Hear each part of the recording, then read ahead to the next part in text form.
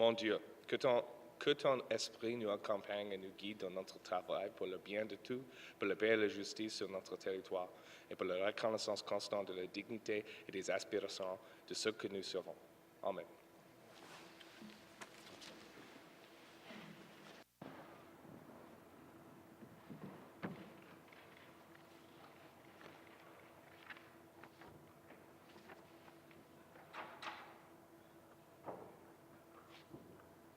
Good morning, members. Minister's statement. Minister of N.W.T. Housing Corporation. Mr. Speaker, I'd like to report on the Government of the Northwest Territories' progress on its housing-related mandate commitments and on the strategic renewal process currently underway at the Northwest Territories Housing Corporation. First, among the mandate commitments laid out by the Government of the Northwest Territories is a promise to address the cost of living, in part by continuing to implement northern solutions for northern housing and working to address homelessness. Mr. Speaker, similar to the project that the Northwest Territories Housing Corporation delivered in partnership with the Yellowknife Women's Society that created 8 new semi-independent, safe and secure living spaces for homeless women, the Northwest Territories Housing Corporation is committed to expanding that initiative in Yellowknife by exploring a further partnership of comparable design for men who require this support. Outside of Yellowknife, I'm happy to report that the shelter unit in Fort Simpson is operational, while the one in Betchico is nearly complete, and we're working towards securing a unit in Acknowledgements. A 4-bedroom unit was also provided to the community of Fort Good Hope for usage as a homeless shelter through the corporation's Community Housing Support Initiative. Homelessness often arises after people have exhausted local housing options, and it becomes much more complicated to support the shelter needs of residents when they lose their housing stability through eviction. Focusing on prevention will ultimately lead to better outcomes for many, and to this end, the Northwest Territories Housing Corporation will be launching a new pilot program in Betchico. This program will dedicate a housing support worker to assisting families with challenges that are bringing them close to eviction. Mr. Speaker, I'm hopeful that some of the challenges in our market communities will be addressed through revisions to the rent supplement program and the introduction of the non-governmental organization rent supplement program. These programs should alleviate the large wait lists for public housing in our market communities and bring households out of core need by addressing affordability. Addressing the cost of living and keeping elders in their own communities for as long as possible is a priority for the Northwest Territories Housing Corporation. In an attempt to address these concerns, we have removed the co-payment requirement for repair applicant households with incomes below $60,000 and have removed peripheral contractor costs such as travel and contractor fees from our repair programs. We are also offering additional repair programs specifically geared towards seniors and completed a seniors nineplex in N.W.T. Seniors complexes in Fort Good Hope and Fort McPherson are expected to be ready for occupancy before the end of 2018. Mr. Speaker, another one of our mandate commitments is to dispose of our surplus units. So far this year, 31 units have been sold or have sales underway. Of the units that are deemed unsafe to sell, 20 have been demolished or approved for demolition. All of these actions are expected to be completed by March 31st, 2018. Beginning in the new fiscal year, the Northwest Territories Housing Corporation will also pilot a community training program whereby the abatement of units will include working with the local housing organizations to hire youth to support the dismantling of buildings under the supervision of the local housing organizational staff. The objectives of this initiative is to allow local residents to be able to salvage components of a house, thereby helping to address the cost of living and provide local employment that also promotes the construction trades to youth. Mr. Speaker, the Northwest Territories Housing Corporation cannot successfully address all of the Territories' housing needs alone. The new Community Housing Support Initiative uses joint investment from the Northwest Territories Housing Corporation and Indigenous governments and community governments to support innovative housing projects. We've already seen this program at work with the Salt River First Nation, which has created 2 beautiful homeownership units. And we've had meetings with the N.W.T First Nations to explore opportunities for homeownership programs and local maintenance opportunities. We've also committed to working with the City of Yellowknife as they work on their 10-year homelessness plan. And I attended an initial meeting where the City agreed to chair a homelessness committee. As well, we were pleased to provide support for the community housing plan developed by the N.W.T Housing Society in Fort Good Hope, and as stated above, have provided them with a residence to be utilized as a homeless shelter. We've also received inquiries from other communities who've expressed interest in pursuing this program, and we're excited by this initiative and the innovation shown by our communities.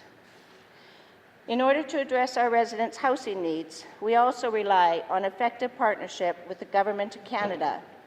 I have met with federal officials to discuss the National Housing Strategy and the ongoing development of an Indigenous housing strategy. We are close to finalizing a multilateral agreement that will lay out the principles of the National Housing Strategy funding and how that funding will be used.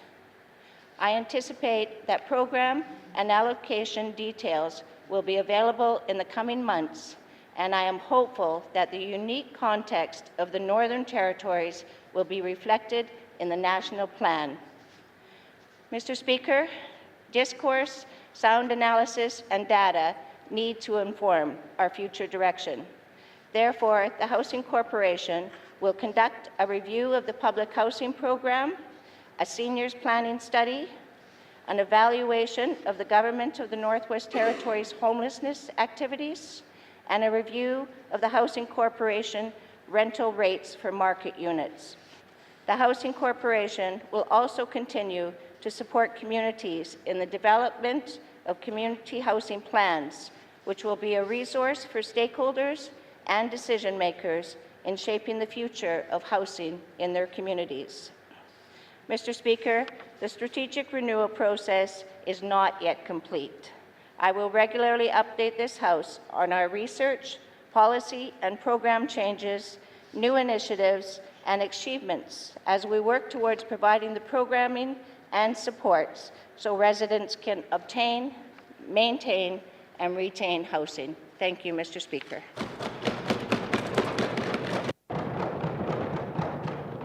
Merci. Minister's statement. Minister, good day, the Honourable Premier. Mr. Speaker, I wish to advise members that the Honourable Glenn Abernathy will be late arriving in the House today due to a personal matter. Thank you, Mr. Speaker. Merci. Minister statements. Minister statements. Member statements. Member for Trinity Willowday. Merci, Mr. Speaker. Mr. Speaker, today I would like to speak about dialysis treatment in the N.W.T. For those that don't know, dialysis is a treatment that removes waste and fluids from blood for people whose kidneys have stopped working. People with kidney failure depend on regular dialysis treatment at least 3 times per week, and the process usually takes about 4 or 5 hours each time. While the process is a necessity for kidney disease patients, it is unfortunately not a treatment that is offered in remote communities. For the majority of dialysis patients in N.W.T, people must travel to either Yellowknife, Hay River, or Alberta to receive regular treatments. Mr. Speaker, there is a recent report done by the Canadian Institute for Health Information that provided some discerning statistics about Indigenous patients that rely on dialysis in Canada. The report determined that 1 in 5 Indigenous patients must travel more than 250 kilometers to receive treatment. The report also determined that Indigenous patients experience higher hospitalization rates because they must travel longer distances to receive dialysis. Indigenous patients also have a lower patient survival rate than non-Indigenous patients. These facts are particularly alarming because here in N.W.T, half of our population is Indigenous, and half of our population lives in remote communities. Mr. Speaker, the N.W.T is not the only jurisdiction facing this issue. In fact, it's a nationwide issue, which means that there are some ideas that we could utilize and implement here in the N.W.T. For example, in Alberta, people now have access to dialysis treatment on wheels, as their provincial government has the idea to retrofit buses into mobile dialysis units, where each unit costs about $2.1 million to convert, and they travel to all remote communities and deliver treatment. Another idea is to provide people with the tools and capacity to deliver dialysis treatment within their own homes. Although this might be difficult in remote communities as it requires constant supply of clean, running water and reliable energy source. Sorry, Mr. Speaker, I seek unanimous consent to conclude my statement.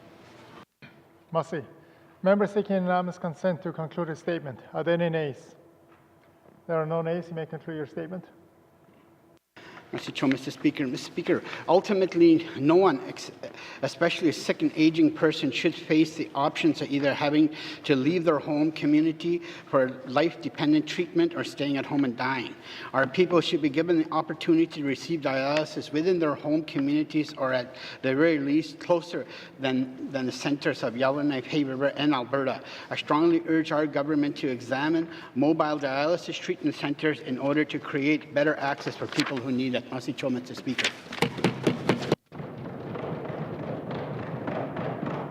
Merci. Member statement. Member Ike Godin and the member Nehende. Thank you, Mr. Speaker. Mr. Speaker, today I would like to recognize a member of the community of Fort Simpson, Stephen Squirrel. Mr. Squirrel has operated the water treatment plant in Fort Simpson for over 40 years. That's right, 40 years he's committed to doing this job. As of July 7, 2017, Stephen has hit his 40-year mark and continues to work in the water treatment plant. He's currently training somebody to take over after he's ready to retire. Stephen's role as the water treatment plant operator is a 24/7 commitment. Beyond regular operation hours, Stephen responds to calls out at all hours of the night and day, regarding frozen or broken water lines. Sometimes individuals cannot contact Stephen via telephone and have to go to his home at all hours of the night, but he's very quick to respond. Considering Stephen's 40 years history at the water treatment plant from 1977 to 2017, he has had the chance to watch it grow and change with the times. From manual hauling and dissolving of chemicals in powder form to now a fully automated system, Stephen has done it all. He continues to update his certification and is always willing to learn new treatment practices that are come available. Mr. Speaker, Stephen has won numerous awards for the quality of water he's treated and monitors. I'd have to say it's the best tasting water from what I've tasted in my lifetime.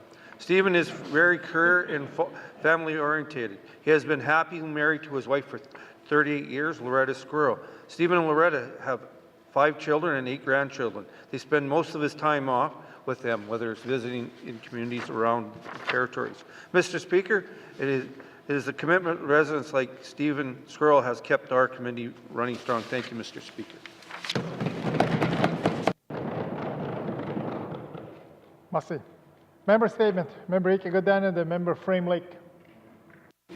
Merci, Monsieur le Président. Today I'd like to set out my position on collective bargaining, the Union of Northern Workers negotiations, and MLA compensation. Collective bargaining began to be used in 1891 to describe negotiations and agreements that were used in Great Britain following the rise of organized labour. Collective bargaining is recognized as a fundamental human right in Article 23 of the 1948 UN Declaration on Human Rights. Our workers thus have the right to organize and bargain collectively. I respect that right and truly wish for a freely negotiated agreement for the UNW.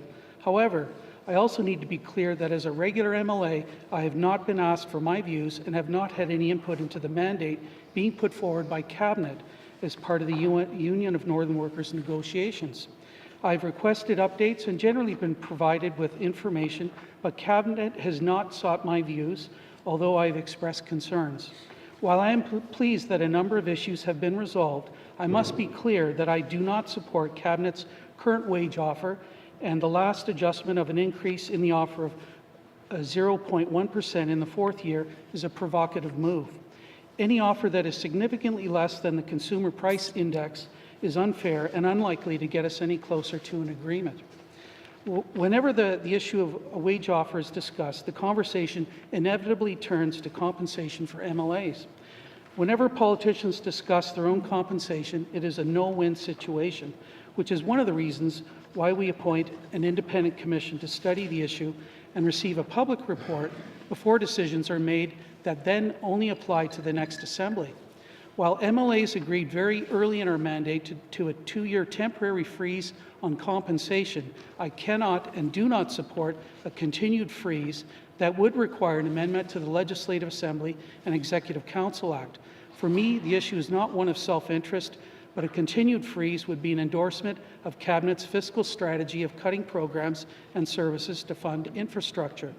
If there had been a serious effort to consider the revenue side of the fiscal equation, I might feel differently. Cabinet has undertaken no serious efforts to review revenues, especially from our newly acquired authority under devolution. At least 2 independent experts have recommended a review of revenues from mining, but Cabinet has chosen to ignore these calls to action. Mr. Speaker, I seek unanimous consent to conclude my statement. Members seeking unanimous consent to conclude a statement. Are there any nays? There are no nays. May continue.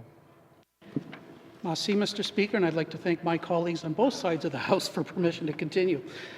Constituents of Frame Lake have asked my position on these issues, and I'm now on the public record. I recognize this statement may not be popular with some of my colleagues in this House, but I owe it to my constituents and all of our employees to make my position clear. Merci, Mr. Speaker. Merci. Member statement. Member Ika Godan and the member Yellowknife North. Thank you, Mr. Speaker. Mr. Speaker, last night I attended a forum on the Giant Mine Remediation Project. I learned a lot about Giant, and it made me think about mining, our economy, and how we need to adapt mining practices to the 21st century. Members know that I am pro-mining. I've said recently that I believe we can develop mines safely while being respectful to the environment. I believe we can enjoy the economic benefits without paying the same heavy price as in the past. But for that to happen, we need to learn the lessons of Giant Mine and learn what it is teaching us. Giant and Con mines were instrumental in establishing the Northwest Territories as we know it. From the 1930s until the end of the century, Giant produced over 7 million ounces of gold. At today's prices, that's over $9 billion in value. That wealth attracted many outsiders to the North, including my father. Many people settled here and built homes and families in what is now the capital city. But moving into the future is done best if we learn from the mistakes of the past. Plenty of mistakes were made at Giant, and our community and the land still bear the scars. Our Indigenous neighbours weren't consulted about the mines or invited to share in the wealth. Today we recognize the error and unfairness of that practice, and Aboriginal governments will be owners and full partners in the future. The environment was an afterthought in those days. We believed the earth had an unlimited capacity to absorb our garbage and heal herself. Now we know that's not true. We are still living with the environmental damage caused by 50-plus years of overturning the earth. There was social damage too, from corporate profiteering and labor unrest. Longtime Yellowknifers remember the deep social divisions caused by the Giant Mine strike in 1992 and the deaths that resulted. A lot of mistakes were made, Mr. Speaker, but now we're cleaning up the mess. More important, we are learning the lessons of our experience. Now, new technologies will allow us to dig without leaving a mess behind. Projects must have full partnership with Aboriginal governments. Instead of being dragged into environmental sustainability, industry is leading the way. New practices use less water, reduce power consumption, and make projects green. Mr. Speaker, I believe we can move forward with sustainable mining, and our economy needs us to. But it's the 21st century, and we must do it differently. We have the knowledge and we have the technology. We just need to use our lessons of the past to build a more prosperous and sustainable future. Thank you, Mr. Speaker.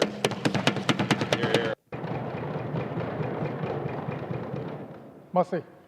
Member statement. Member Ike-Godin and the member Kamlik. Merci, Monsieur le Président. Monsieur le Président, encore une fois, je suis préoccupé par les politiques d'approvisionnement de ce gouvernement. Il est vraiment regrettable que malgré des plaidoiries, le ministre refuse toujours de prendre ces mesures. Mr. Speaker, I'm bringing concerns from my constituents around procurement directly to the floor of the House because it appears the minister isn't listening when business owners are bringing these concerns directly to his department or to him in this case. I met with a constituent just last week who had met with the minister. The minister heard the concerns, and yet nothing has been done. Mr. Speaker, these concerns are quite simple, that northern businesses don't feel that the playing field is being leveled by government procurement policies. They still have to compete with southern companies that have been grandfathered into existing procurement policies that can make use of southern supply chains, which means cheaper materials, cheaper labor, and more access to capital to finance projects and move forward on these procurement policies. Northerners deserve to get a break on this.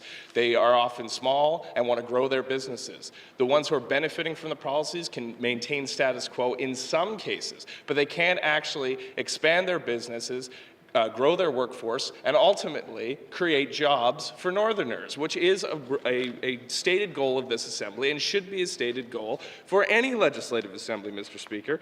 What is the point of these procurement policies if it's just paperwork? That's a concern I hear constantly, that we have yet to build clarity or simplicity into the process. What it means for most small business owners is they're filling out mountains of paperwork to get the ability to play in the government's procurement sandbox, and they often don't have the resources to compete even after doing all those procurement exercises. Mr. Speaker, I hear consistently that it should be harder for southern and non-resident businesses to compete in the Northwest Territories, that our policy should be protecting northern interests, not protecting the government's bottom line. It's important to be prudent with our resources, but we must also ensure those resources are flowing to Northerners and helping grow our economy and support the cost of living for business owners who operate in a very expensive environment. I will have more questions for the Minister of Industry, Tourism and Investment as the day goes on. Thank you, Mr. Speaker.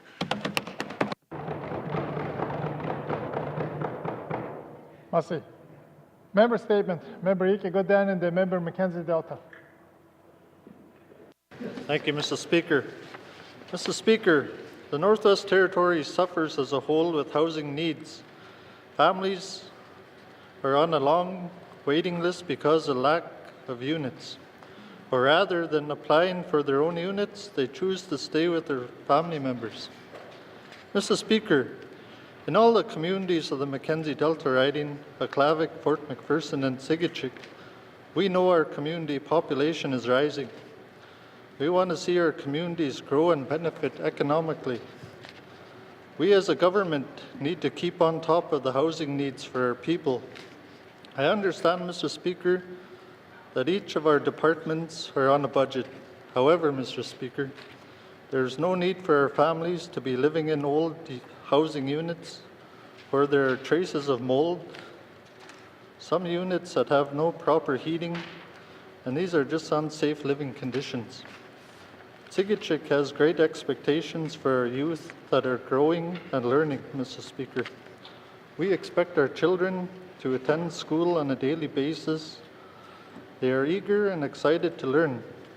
We need to ensure that they have healthy homes, free from mold and with proper heating.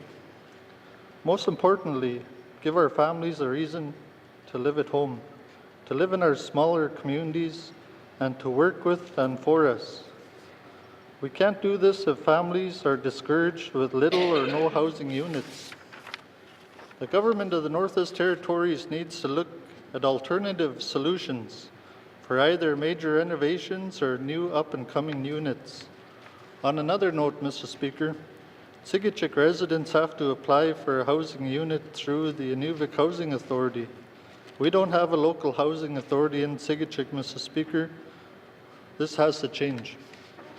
We need somewhere in our community that we can go to stand in front of a board to raise our concerns about housing issues voice our concerns about the need for a unit and somewhere that a board can make decisions for Tsigichik because they live in the community and are from the community and know what is required for our people. Thank you, Mr. Speaker.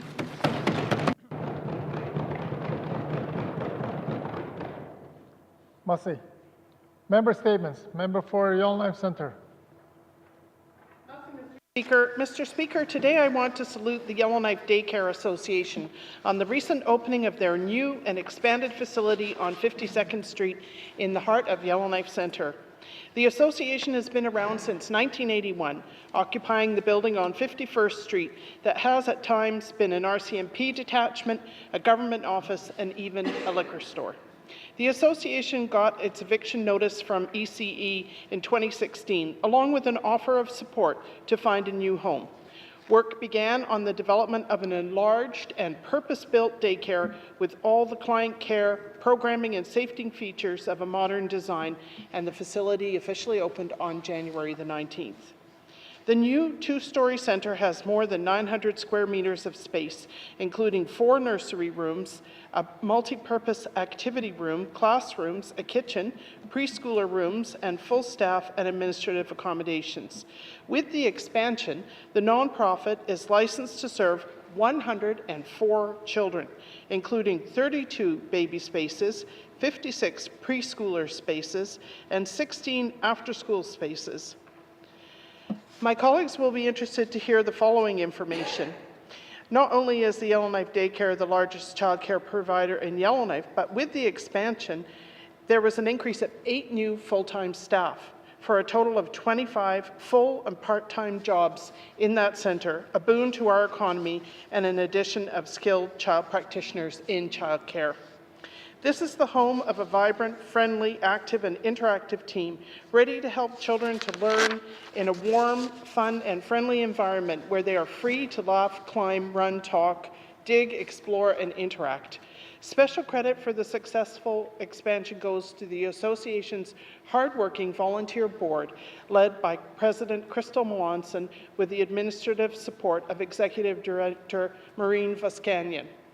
President Melanson makes special note of the contributions of Yellowknife's PSAV architects, the Clark Builders construction team, and to ECE for supplying equipment and furnishing and expedited licensing. There'll be a further fundraiser in the year to furnish the yard, and I'll keep members informed of when to reach for their checkbooks. Congratulations to Yellowknife Daycare Association and all the best for more decades of service. Merci.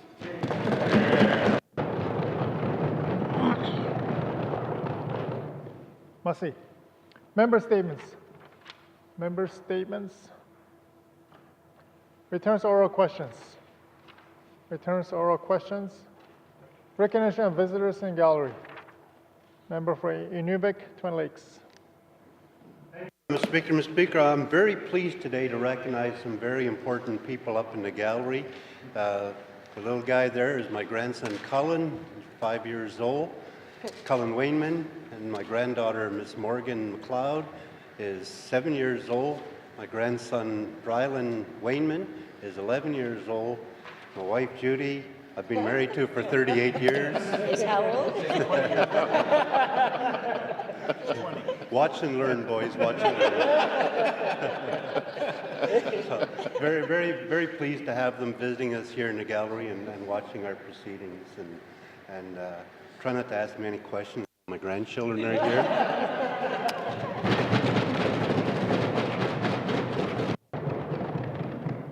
Massey. Recognition of visitors in gallery. Recognition of visitors in gallery. If we miss anyone in the gallery, welcome to our assembly. It's always great to have an audience as part of our proceedings. Massey. Acknowledgements. Acknowledgements. Oral questions. Member for Hay River North. Thank you, Mr. Speaker. In 2016, the Government of the Northwest Territories purchased NTCL and all the lands that came with it, and there's substantial tracts of lands in Hay River that came with that purchase. And we've had questions in this House about what's going to happen with those lands. Last I heard, there's environmental assessments happening on some of the prioritized sites. So I'd like an update from the Minister of Infrastructure on on what environmental assessments have been done on, and on which former NTCL lands, particularly in Hay River. Thank you, Mr. Speaker. Massey. Minister of Infrastructure. Thank you, Mr. Speaker. The Department of Environment and Natural Resources is working in company with the Department of Infrastructure to carry out environmental assessments on property formerly owned by NTCL. ENR has completed environmental assessments of the Government of the Northwest Territories shipyard and marine terminal lots in Hay River. The lots were assessed, including operating sites under Schedule 7, Part E of the Northwest Territories Land and Resource Devolution Agreement, and these sites were a high priority for assessment, and the final Phase 1 and 2 ESA report is due March 16th of 2018, and ENR will share the findings with the Department of Infrastructure once available, and future remediation plans will depend on the outcome of these assessments. ENR and Infrastructure is also conferring regarding former NTCL properties in Norman Wells, Inuvik, and Tuck, and these sites will be determined and prioritized sites based on the assessment in 1819. Thank you, Mr. Speaker. Massey. Oral question, Cassie, member Hay River North. Thank you, Mr. Speaker. Could the minister be a little more specific and maybe outline which sites in Hay River? I know there's a lot of waterfront sites there. There's a lot in Old Town in my riding, so I'd like a little more specificity if he can. Thank you, Mr. Speaker. Massey. Minister of Infrastructure. Thank you, Mr. Speaker. The synchro lift down at the site right along the lake has been done. The Hay River barge storage areas, which is also along the waterfront down in Old Town, and 8 Hay River water lots, lease lots along Inner Harbor as well. Thank you, Mr. Speaker. Oral question, Cassie, member Hay River North. Thank you, Mr. Speaker. I'm glad that those are the sites they're looking at first. That's some prime real estate. It's beautiful down there in Old Town, especially right on the channel.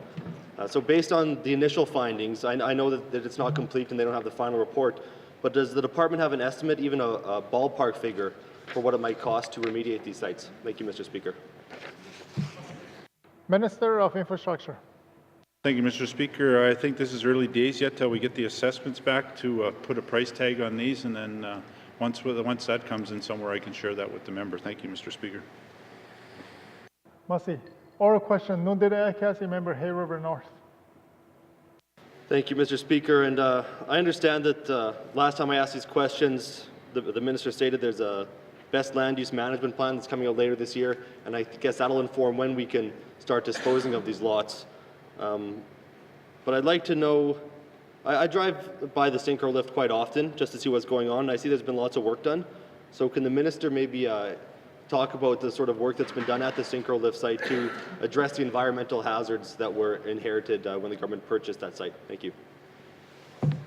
Minister of Infrastructure. Thank you, Mr. Speaker. A significant amount of cleanup work has been done at the Hay River shipyard site last year. We worked closely with the Department of Workers' Compensation to ensure that health and safety concerns to the public and employees would be mitigated appropriately, and to develop a plan and a timeline that the site's assessments, including human health and ecological risk assessments, to include long-term progressive remediation goals would take place. So we've worked closely with them, and we did some early cleanup around there, around some, I guess we want to call low-hanging fruit that had to be done immediately, and we spent a significant amount of money doing that, and that'll be staged out in the years to come. Thank you, Mr. Speaker. Massey. Oral question, the member Nehende. Thank you, Mr. Speaker. Mr. Speaker, there's been a lot of confusion on how lots are assessed in the N.W.T. People assume it's lands, and we've now been told that this is the Department of Municipal and Community Affairs responsibility. Can the Minister of MACA please explain why the department has been assigned this task? Thank you, Mr. Speaker.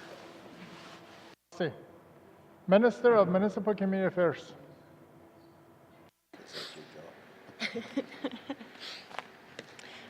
Thank you, Mr. Speaker. The member's question about why we've been assigned this task is a little bit confusing. I don't know the history on why Municipal and Community Affairs was assigned that, except for my guess would be that we are Municipal and Community Affairs, and our job is to make sure that the communities have the supports that they need, and assessing land would be considered one of those supports. Again, though, I wasn't here back in the day when it was originally assigned to Municipal and Community Affairs. Thank you, Mr. Speaker. Merci. Oral question, Nakida, Council Member Nahende. Thank you, and I thank the minister for that answer. And I've been hearing some other information, so it's been good, and I use the minister's information and my colleagues' information to help understand the history of it. My next question is, I know in Fort Simpson I've heard assessments going up double from the previous years and nothing has been done to the lot. I've asked a number of people why this has come about and why values have increased, and received different answers. Can the minister please explain the process and how the department comes up with the value of the lot? Thank you, Mr. Speaker. Minister of Municipal Community Affairs. Thank you, Mr. Speaker. So the assessment of the properties is done by the value of the land and any assets that are located on the land. As the MLA has stated that he's seen taxes go up without any improvements done. So there's two types of property assessments. There's one that's done on an annual basis, and that captures changes to the existing properties, such as if there is renovations, additions, etc. And then there's a general assessment that's completed at least once every 10 years, and that updates the value of the land and improvements from the date of the last general assessment. So like I said, there's two different assessment processes, and some communities just happen to get in that position where the general tax assessment is increased. The City of Yellowknife went through that a couple of years ago, I believe. So thank you, Mr. Speaker. Oral question, Tada, Council Member Nahende. Thank you, Mr. Speaker. Mr. Speaker, just from hearing that this answer and hearing the Minister of Lands in previous cities here, does improvements on the land help, or does that increase the value of the land that's presently there? Thank you, Mr. Speaker. Minister of Municipal Community Affairs. Thank you, Mr. Speaker. Yes, the assessment of land is taken into consideration not only the land, but all infrastructure that is on the land. If you buy I'll use Yellowknife, if you buy a lot in Yellowknife, you might be looking at a couple of $100,000, but once you put a trailer onto that or a unit onto that, it does increase the market value of that property, so that is taken into consideration. Thank you, Mr. Speaker. Oral question, Nundere, Council Member Nahende. Thank you very much for the Minister for that answer. And I guess my next question is that in regards to commissioners' land and territorial lands within municipal boundaries, are they taxed through the assessment value? Thank you, Mr. Speaker. Minister of Municipal Community Affairs.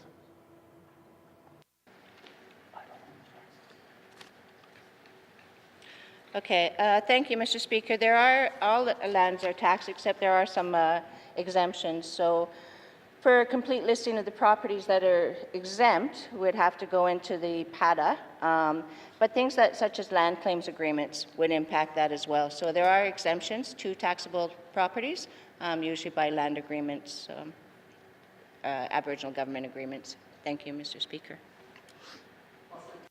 Oral question, the member Kamlik. Thank you, Mr. Speaker. Mr. Speaker, I'd like to ask the Minister of Industry, Tourism and Investment about you guessed it, procurement. And obviously, businesses continue to come forward, business owners continue to come forward. How is the department using procurement policies to level the playing field with southern companies that are doing business in the Northwest Territories to give a competitive edge to northern businesses? Thank you. Minister of Industry, Tourism and Investment. Thank you, Mr. Speaker. As the Premier said in the House previously, BIP is probably the best policy ever created by the Government of the Northwest Territories.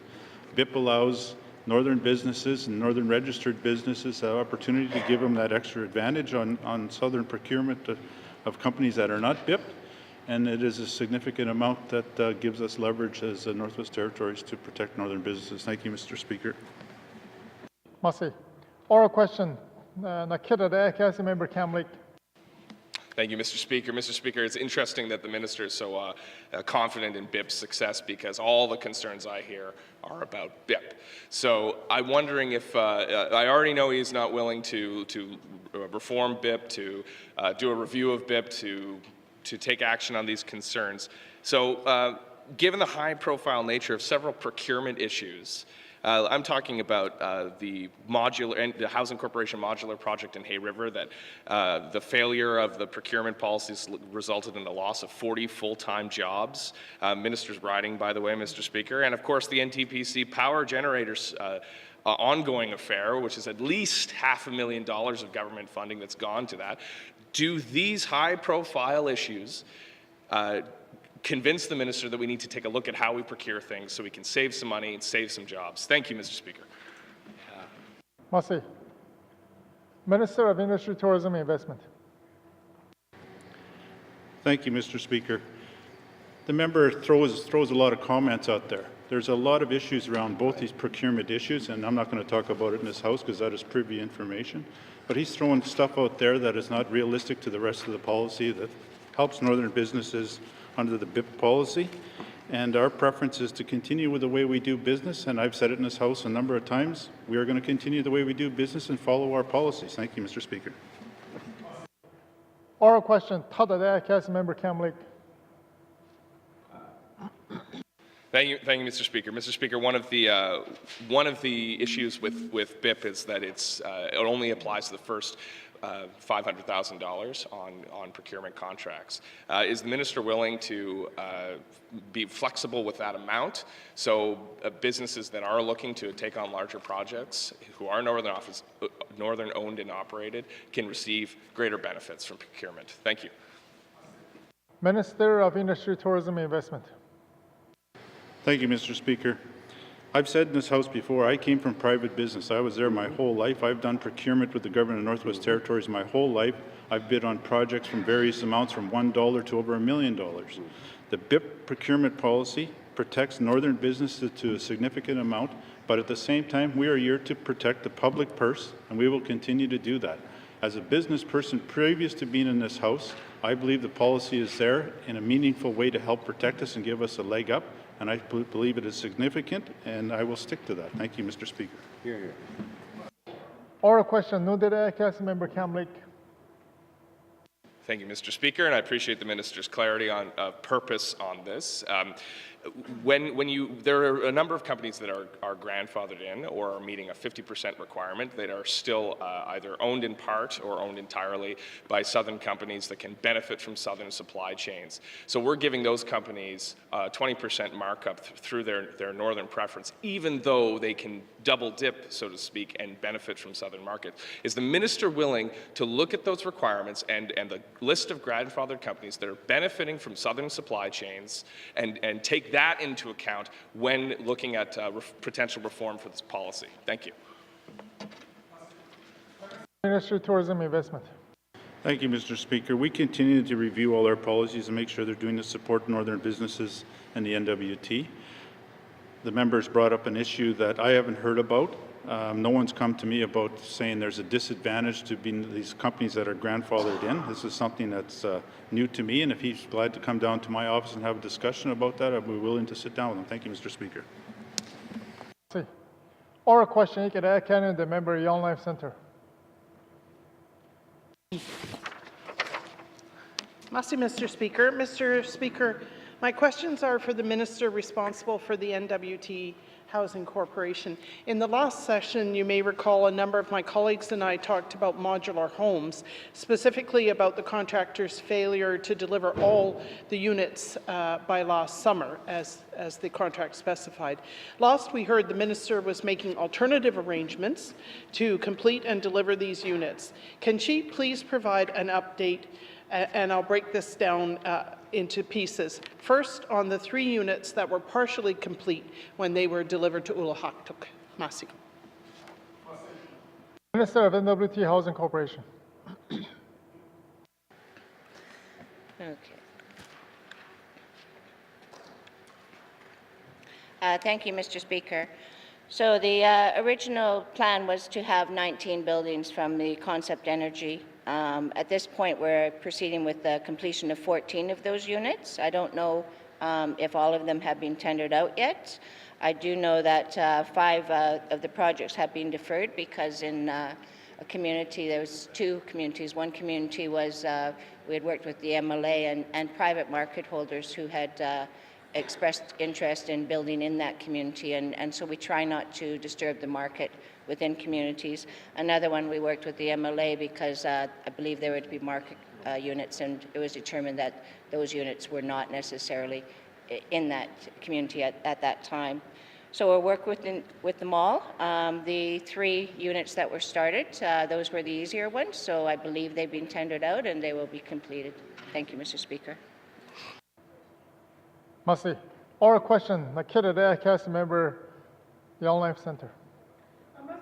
Speaker, thank you for that response to the Minister. I'd just like to get a little more detail. So of these 14 units that have or will be tendered out, what are the completion times on that? Thank you. Merci. Minister of N.W.T. Housing Corporation. Thank you, Mr. Speaker. Some of the units are in process now. Majority will be being conducted right away. Northern communities have a little bit more of a struggle. There's, because of the winter, because of the weather, a lot of them will be started in the warming of the weather. All units will be completed by the end of this fiscal year. Thank you, Mr. Speaker. This annual year. Thank you, Mr. Speaker. Oral question, Tata Dea, Council Member, Yellowknife Centre. Thank you, Mr. Speaker. Mr. Speaker, now that the Minister has had some time to reflect on how this contract kind of went awry, what are the lessons that she's taking away from this experience? Thank you. Minister of N.W.T. Housing Corporation. Thank you, Mr. Speaker. So the allocating of these 19 units was at the beginning of my term a couple of years ago. And it's important. I do appreciate the member saying what lessons are that I derive from that experience. It's important to look on the things that we do and to reflect and to make sure that we make things better decisions in the future. My initial goal was to actually, I believe in northern houses for northern people done by northern contractors. So my initial goal was to actually have those units as a manufacturing strategy. There's a lot of module units that come from the south that are sold, especially in our community of Yellowknife, that are sold, and the money is not staying here, it's going south. So the initial idea was to be able to build that industry within the Northwest Territories. It would bring jobs to communities. It would keep the money in our community. It would be spread throughout. It would bring apprenticeships and lots of opportunities. The idea, though, was not a failure in the process. It was a business failure, Mr. Speaker. So I learned from it that if we're going to start doing manufacturing, we need to start small so we don't set people up to fail. We need to provide better supervision of the units, but I haven't discounted it. I will still look for ways to ensure that we can promote manufacturing in the territories and promote jobs and keep our money in the north. Thank you, Mr. Speaker. Merci. Oral question, Nundere, Council Member, Yellowknife Centre. Mr. Speaker. Mr. Speaker, I appreciate the Minister's answer. One of the debates we had at the time that contract was going to go out was the relative advantages of modular homes versus stick-built homes. Given what she has learned from this contract, does the Minister now have a preference for one kind of housing over the other? Thank you. Merci. Minister of N.W.T. Housing Corporation. Thank you, Mr. Speaker. That was another lesson that was learned, actually. So we still need to have diversity in our options for housing. There is still a cost savings for residents to be able to access module units versus stick-built units. There's a substantial savings with that. We had some difficulty actually getting those units on the completed or half-completed ones onto the barges. So we did learn, and then the expense was more than we expected because of the barging and the cost with that. So what we've learned through that is that module units are easily done within the southern communities where we don't have to barge them, where we don't have to deal with the transportation. We need to relook at that within communities that aren't accessible by road. Although I do want to state that N.W.T still has some, they have some buildings that are looking at module. I know there's IRC might be looking at modules. So it's not something that we're writing out of the northern communities. It's just we have to look at accessibility into those communities and the cost factors to getting them, and then apply that to a cost analysis, module units versus stick-built. Thank you, Mr. Speaker. Merci. Oral questions. Member for Mackenzie Delta. Thank you, Mr. Speaker. Mr. Speaker, follow-up to my member's statement, I have a couple questions for the Minister responsible for the housing. I'd like to ask the Minister, it actually came up at my constituency meeting. We had leaders in the community, the Chief and Mayor, also the President of the designated Gwich'in organization that brought up the issue that they'd like to see a housing authority in Sigachik. Board actually set up in the community with members from the community to make decisions that are needed in the communities. I'd like to ask the Minister, will the Minister ensure the community of Sigachik will have a housing authority board in the community? Thank you, Mr. Speaker. Minister of N.W.T Housing Corporation. Thank you, Mr. Speaker. The member is correct. The best solutions for communities are actually to have the services within the community. It's not the best service to be outside. Those in the community know the situations, they know the strengths and the challenges of community members. So I would like to see a board in Sigachik as well. We do have a local housing organization in Sigachik with a manager. The difficulty has been the board. So in 2013, actually, we met with the community and we talked about a board. Those people in attendance, only one person actually stated that they wanted a board at that time. We also put out a call for board members and we didn't get enough interest. That's not okay, though. I mean, that was 4 years ago, almost 5 years ago. So it's time to do another one. We actually are going into Sigachik on March 27th. And at that point, again, we will be discussing if the board, finding out if the residents want the board. I'm hearing the MLA saying they want the board. And trying to gain interest from community members to sit on that board. That seems to be a little bit of a harder challenge. Thank you, Mr. Speaker. Merci. Oral question, Akita Council Member Mackenzie Delta. Thank you, Mr. Speaker. Mr. Speaker, I'm sure there's no problem finding people to sit on the board. I think what we need to do is make the community aware. You know, when the department is coming into the community, it's always important, you know, that it's out there in the community, whether it's on CBC, the afternoon radio show that everybody listens to. We have to make sure that there are people out there that are aware of this meeting that's taking place. So will the Minister ensure that there's proper community communication and also put it on CBC radio? Thank you, Mr. Speaker. Minister of N.W.T Housing Corporation. Thank you, Mr. Speaker.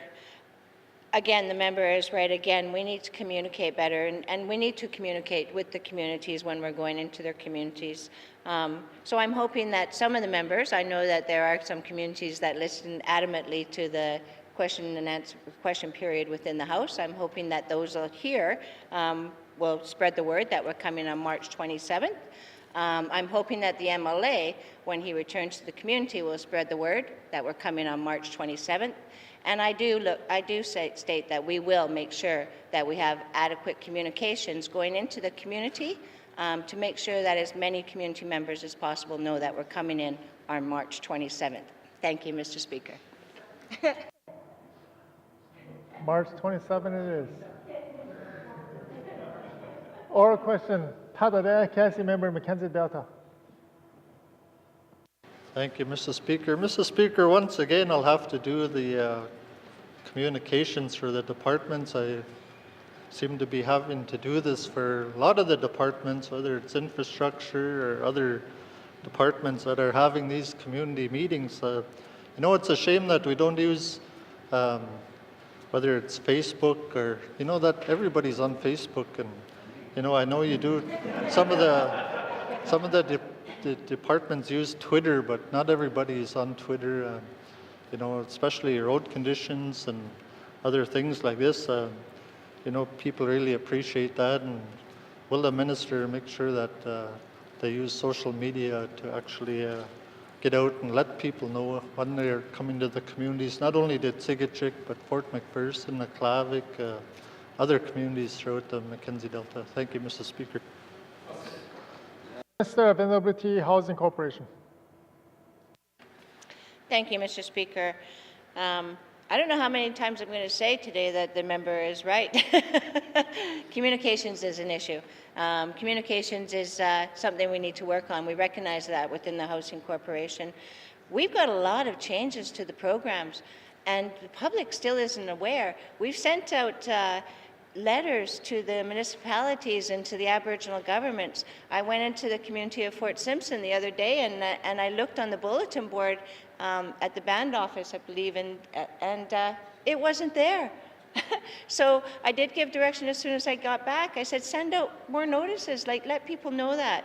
We are looking at our total communication strategy, whether that uses newspapers. I don't use Twitter either, although I hear I have a Twitter account, Facebook. I'm not so sure everyone accesses the N.W.T. Housing Association's website, but we're working on improving it anyway. So we are looking at a total communication plan to let people know. It's no sense having programs if people don't understand what's out there and the changes. So yes, I will make sure in the meantime that the March 27th date is posted on my personal Facebook, and I will ask the MLA if he would consider posting it on his personal Facebook as well. I promise I will get him the messaging. Thank you, Mr. Speaker. Merci. Oral question, Nicodère County, the member Frame Lake. Merci, Monsieur le Président. My questions are also on spending money on housing, but they're not for my friend the Minister of Finance or for the Minister of Housing Corp, but they're for the Minister of Infrastructure, because he helped announce $570 million in federal infrastructure funding earlier this week. In our Committee of the Whole review of the N.W.T. Housing Corporation, I asked questions of the Housing Minister on what proportion of the new funds will be applied to the $67 million cost of taking our housing out of core need. So I looked at the funding announcement. Some of those pots of money could certainly be used for housing. So I'm asking the Minister of Infrastructure whether he can confirm what proportion of the federal infrastructure funds he announced earlier this week will be applied to addressing housing core needs, and if no funds, why not? Merci, Mr. Speaker. Minister of Infrastructure. Thank you, Mr. Speaker. The member is correct. There is no funding for housing under the bilateral that we signed earlier this week with the Federal Minister Sohi. But the federal government is going to be announcing other streams under the Investing Canada plan that will provide funding for housing for Canada, or for the Northwest Territories. Thank you, Mr. Speaker. Merci. Oral question, Nicodère County, member Frame Lake. Merci, Monsieur le Président. Thanks to the Minister for that. I look forward to these other announcements, but I sort of anticipated that he would say that the $36 million over 10 years under the National Housing Strategy would cover off our housing needs. But of course, that small amount really can't help us with our core housing needs that have been calculated at $67 million. So where are the funds going to come from? And why can't we use some of the federal infrastructure funding that the Minister announced earlier this week? So can the Minister explain whether there are any legal or funding guideline requirements that prevent us from applying for and using these new federal infrastructure funds for housing? Or is this a political decision, one that Cabinet has already made? Merci, Mr. Speaker. Minister of Infrastructure. Thank you, Mr. Speaker. The $180 billion in infrastructure funding provided by Investing Canada plan is being delivered under a series of different funds. But there's a bunch of different criteria and eligibility requirements around this for federal outcomes for project eligibility, and under the agreements that we signed, unfortunately does not provide any opportunity for investment in housing. Thank you, Mr. Speaker. Merci. Oral question, Tada Dayakasi, Member Frame Lake. Merci, Monsieur le Président. I'd like to thank the Minister for that, and if there's some way you could share the funding guidelines or more information about that with me, I'd appreciate that very much. Can the Minister tell us whether any of the newly announced federal infrastructure funding will be allocated to or delivered through the Arctic Energy Alliance, and if so, how much and over what period of time? Merci, Mr. Speaker. Minister of Infrastructure. Thank you, Mr. Speaker. In total, with the $760 million that we're going to be leveraging with our portion and the federal portion, a significant amount of this is eligible for energy projects through the Northwest Territories, and we'll be going through those specific details once we start getting into the more detail of our applications around this money.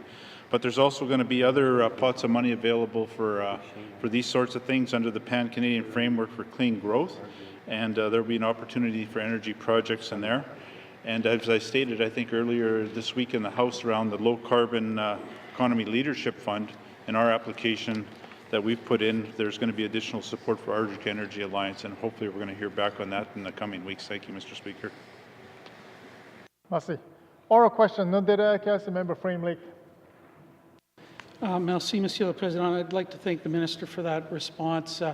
And again, my questions are really focused on the funding announcement that he made in the Great Hall here earlier this week. I know there's other funding pots out there, but I want to know about the $570 million that was announced earlier this week. So is there actually can the Minister tell us whether there's a full plan to spend this money, and if that plan can be made public?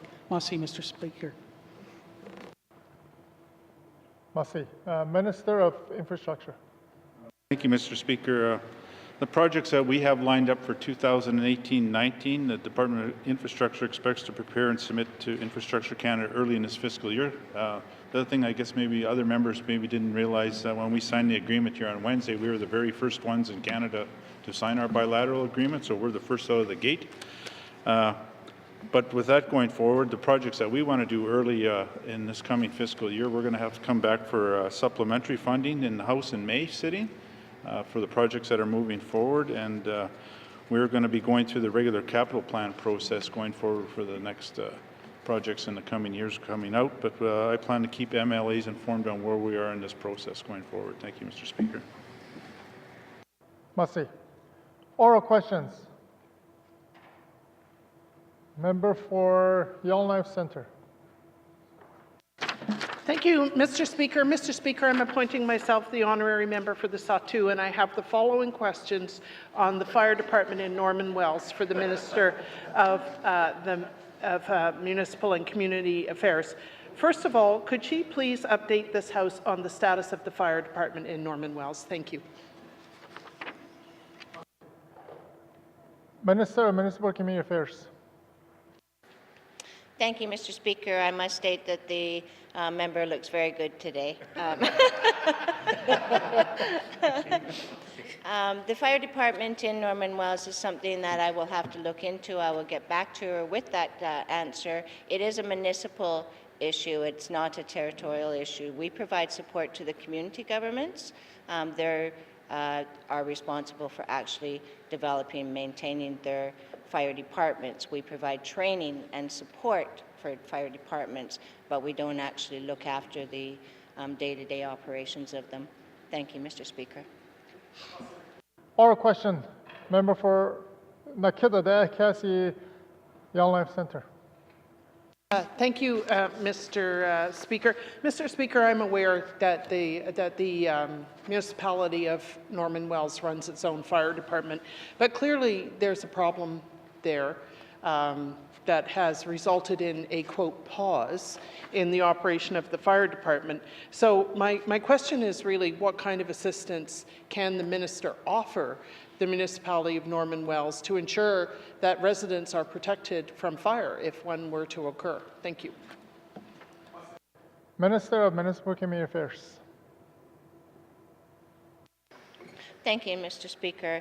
We try to support the community governments as best as possible. Some communities do have the funding, actually, tax income, market to income, the money that we give to communities, that they can actually put it in their capital plans and have fire departments full-fledged with full-time fire chiefs. Some communities only have part-time fire chiefs. Some communities don't have any. They have volunteer fire departments.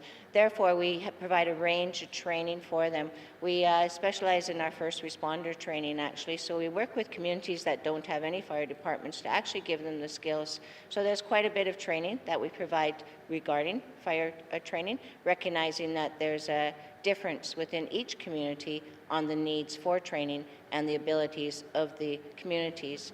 The other thing that we do is we work within their capital planning on an annual basis. We work closely with them to determine what they see their needs are in the future. Again, recognizing it's not our delegation, we work with the communities for them to determine what their needs are. So if they decide that they want a fire department and they don't have the resources, we will work within their capital planning on an annual basis to see where they can, how much money they would need and how many years that they would need to be able to save for that. And then we'll use that to actually apply for federal funding for capital assets. Thank you, Mr. Speaker. Merci. Oral question, Tato Council Member Yellowknife Centre. Mr. Speaker, I am failing to engage the minister in any sense of urgency on this issue. My understanding is that this community is currently without fire protection. People are obviously worried about what would happen if there was a fire. They're also worried that their insurance may be invalid because there's no operating fire department. Can the minister assure me that when she leaves this chamber, she will go and call the village of Norman Wells and find out how she can assist them to get their fire department back on track? Merci. Minister of Municipal Community Affairs. Thank you, Mr. Speaker. The questions that were asked me did not say that I wasn't working. I don't believe that I am failing at addressing the issue. I do know that the Department of Municipal Community Affairs is actually working diligently on this issue at this time. We are supporting the community, we are assessing their needs and their situations.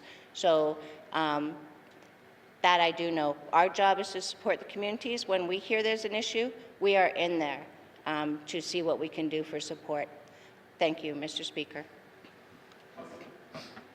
Nundere Council Member Yellowknife Centre. Merci, Mr. Speaker. Mr. Speaker, I appreciate that the minister has now provided a more clear and forceful response on this question.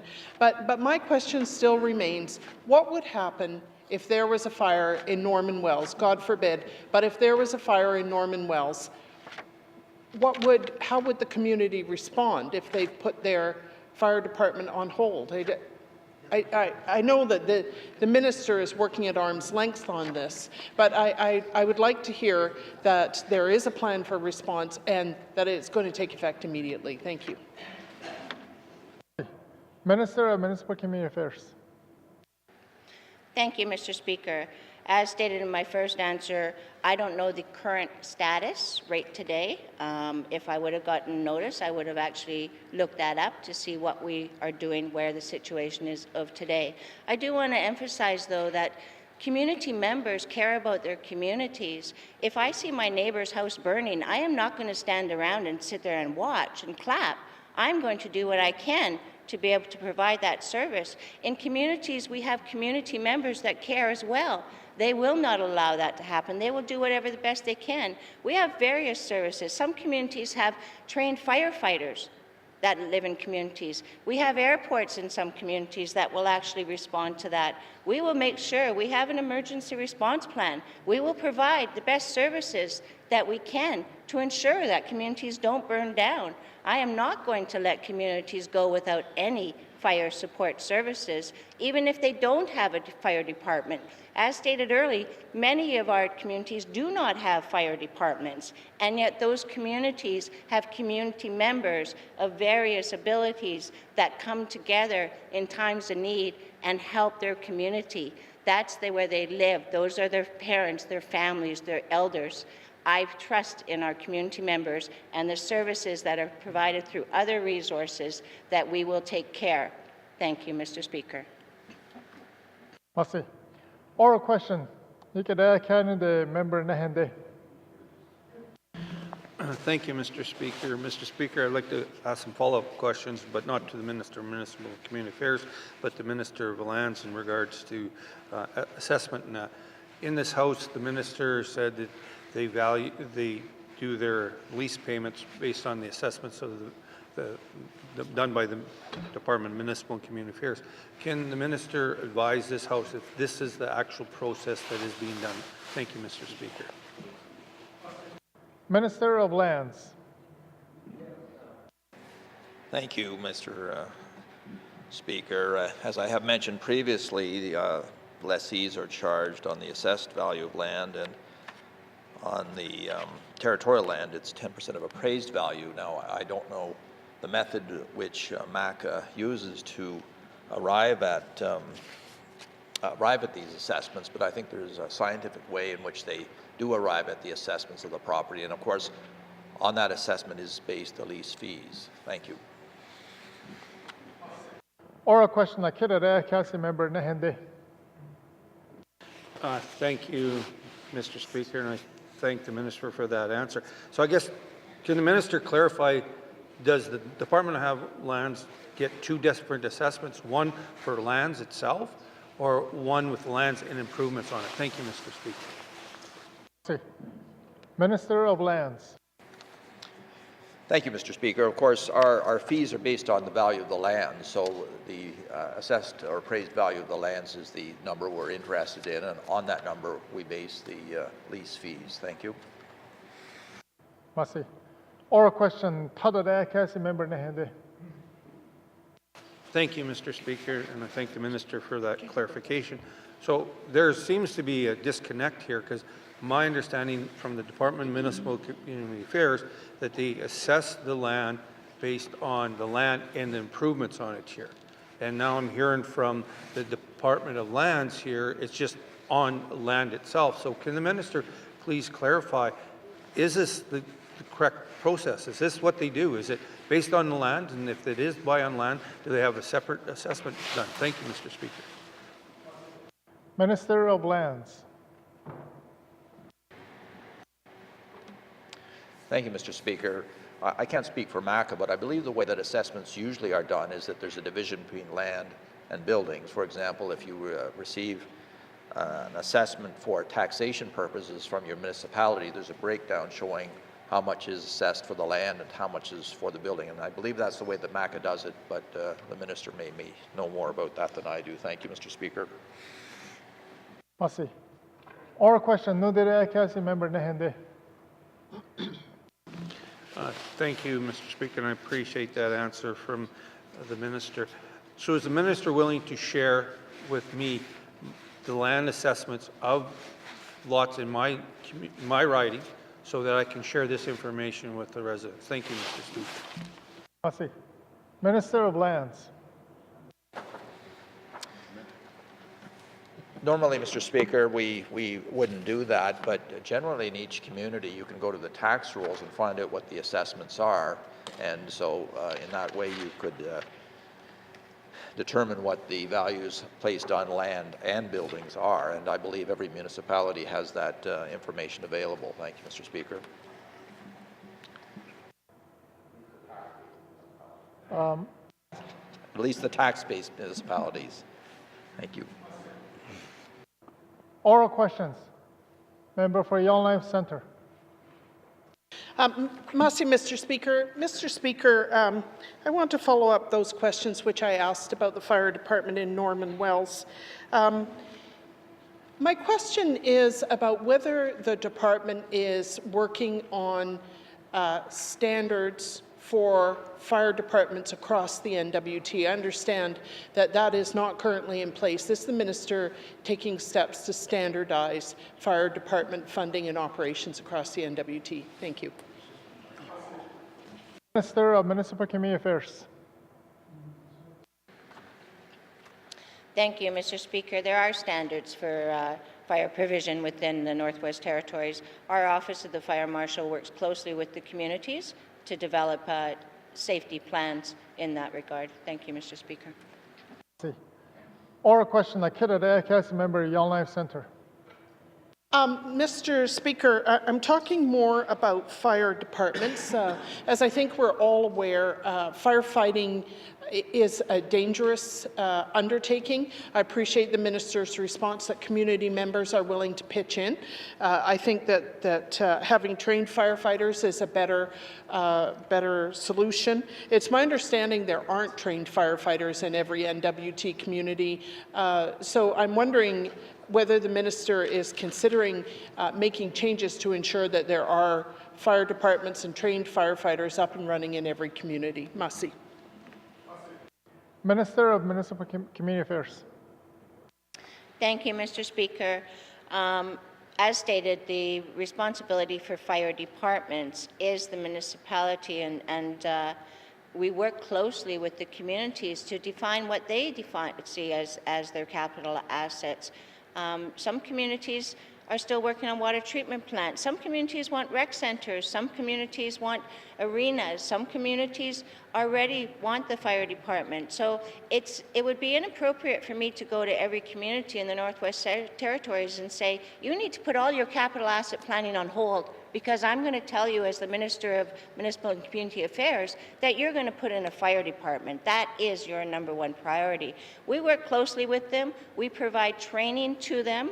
We provide assessments. The Office of the Fire Marshal goes in to work with them to try to make them understand their safety, their needs, and then once they've done that and defined their needs, we work closely with them to support them in making sure that their community has the needs to ensure if a fire happens, that they can be dealt with at the community level. Thank you, Mr. Speaker. The other thing I want to say, though, is that if it comes to a territorial, if it goes out of hand, we watch closely. If a house is on fire, that might be something that I don't get told of right away. But if it's in danger of spreading, I am told right away. And then the territorial government has an obligation, and we will go in there and make sure, not only us, I mean, we work with other jurisdictions, we work with Canada to make sure that fires are addressed within the Northwest Territories. Thank you, Mr. Speaker. Cry. Masi. Oral question, Tadadaya member, Yellowknife Centre. Mr. Speaker, I'm working from memory here about the Office of the Auditor General report that was produced last year, and it looked at things like water plant operators and training. It looked at waste disposal, and it looked at fire departments. And what it found is that the fire departments are very ad hoc, that there is a need to standardize the operation of fire departments across the N.W.T. I haven't yet heard the minister talk about whether she's willing to undertake that work. Thank you. Minister of Municipal Community Affairs. Thank you, Mr. Speaker. All of the recommendations within the Auditor General report are being implemented. We have said that many times through standing committee in the House. Whenever the questions have come up, we are committed to addressing all of the recommendations that were identified in that. We were actually working with the community of Norman Wells prior to the Auditor General's report on assessing their fire needs.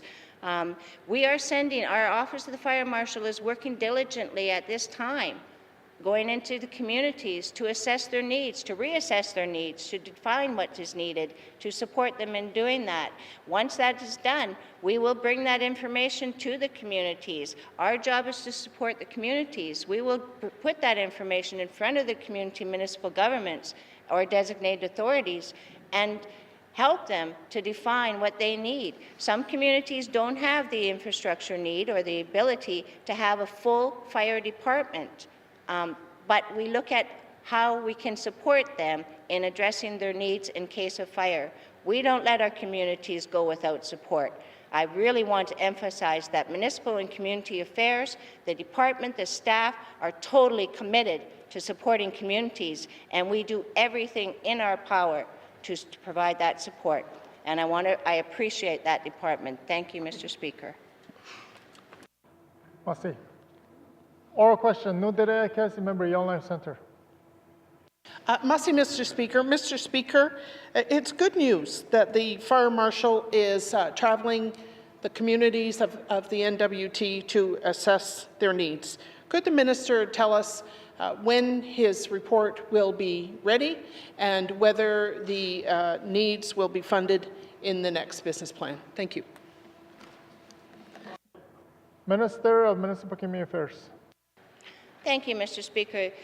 The Office of the Fire Marshal is not doing a general report and saying this is what we need everywhere. He's working closely with the communities to actually bring it forward. When that is done, when he does his assessment, we, the regional staff for Municipal and Community Affairs, work with the community governments to bring that information forward on a community-by-community basis. Safety is a priority. Over all of other things. So we bring that forward to the community, and we work with the community to define what their needs are and how we can support them. Again, we provide training. We provide first responder training through our School of Community Government. We provide training. We have other assets in a lot of the communities, such as people that are trained in our forest fires. They're spread out throughout the Northwest Territory, those members, and I do give credit to them. They have an honorable job. We have, any place that there's airports, we have places, people that are trained in providing that service. So it's not like our communities are left with nothing. And if the community has nothing, we will fly in. We will help that community. Safety is number one, Mr. Speaker. Oral questions. Member for Nahende. Thank you, Mr. Speaker. I appreciate, I got to come back and ask some questions to the Minister of Lands. He talked about tax base, and yes, the village of Fort Simpson is a tax-based community. However, the community of Fort Liard is a hamlet, and then the other four are designated authorities. So how is this information made available since he doesn't want to share it with us? Thank you, Mr. Speaker. Minister of Lands. Thank you, Mr. Speaker. As I have mentioned previously, the appraisals or assessments are not done by my department. I know in the tax-based communities, you can generally go to the town office to look at the assessments of the individual properties. I'm not certain how MACA deals with informing the residents or the property owners as to what the assessments are. Thank you. Question, Akira Council Member Nahende.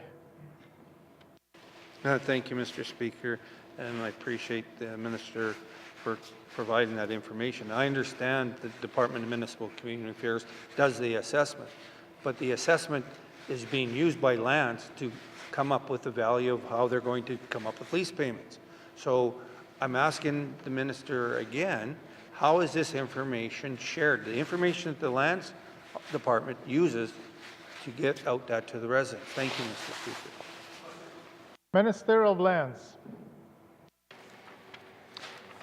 The member is quite correct that on the value of the lands, the lease payments are based. I know with respect to, or believe with respect to municipalities, which would be under the purview of the Minister of MACA, that when assessments are sent out for tax purposes, people are obviously informed of the assessment. And as I mentioned earlier, I believe, I'm not certain, but I think there's likely a breakdown in the assessments in most communities between land and buildings. I'm not 100% sure of that, but I believe that's the case from memory. However, at least in the tax-based communities, then you have, once you receive that assessment, you do have the option of challenging it. So there's a safeguard about against unfair or unreasonable assessments. Thank you, Mr. Speaker. Merci. Oral question, Tadare Council Member Nahende. Thank you, Mr. Speaker, and I thank the Minister for that information about tax-based communities. I'm not talking about tax-based communities. I totally understand that process. The process is, as a taxpayer, you get assessment has land and facilities on there, you have the right to then go to municipal government to appeal that decision. But I'm talking about designated authorities and the hamlets that do not have this process as a tax base. So they have these assessments done, then lands uses this assessment to come up with the lease payment. So can the minister provide us this information on how it is done so we can help the residents in lease communities? Thank you, Mr. Speaker. Massey. Minister of Lands. Thank you, Mr. Speaker. Again, I'm not certain as to the manner in which MACA comes to these assessments or appraisals. That information probably could be obtained or possibly could be obtained from the Minister of MACA. I'm not certain how the appraisers come to their figures, but I do know that we rely on those figures when rents are assessed. Thank you. Massey. Or a question, no dire kasi member na hindi. Thank you, Mr. Speaker. Again, I'm not asking how the Department of Lands is getting the information. I understand that. The Minister has been very clear in the process. The Minister Mack is very clear in the process. What I'm asking is, how does the department use this information and how they share this information with the residents? Because we've gone from 10% to 5%, but I'm hearing from the Minister of MACA that the assessment is land and improvements. So, and then the minister says lands is using the assessment on just lands. So we want to know, and my residents want to know, how is this information shared with the residents? That all they get is right now is say your lease payment is X amount of dollars. So can the minister make a commitment to explain the process to myself so I can share this information with the residents? Thank you, Mr. Speaker. Minister of Lands. Thank you, Mr. Speaker. Certainly I would always be pleased to speak with the member opposite. I do realize this is a complex issue, and we'll attempt to meet with him at his convenience. We'll meet with him at his convenience, and we'll attempt to explain the process.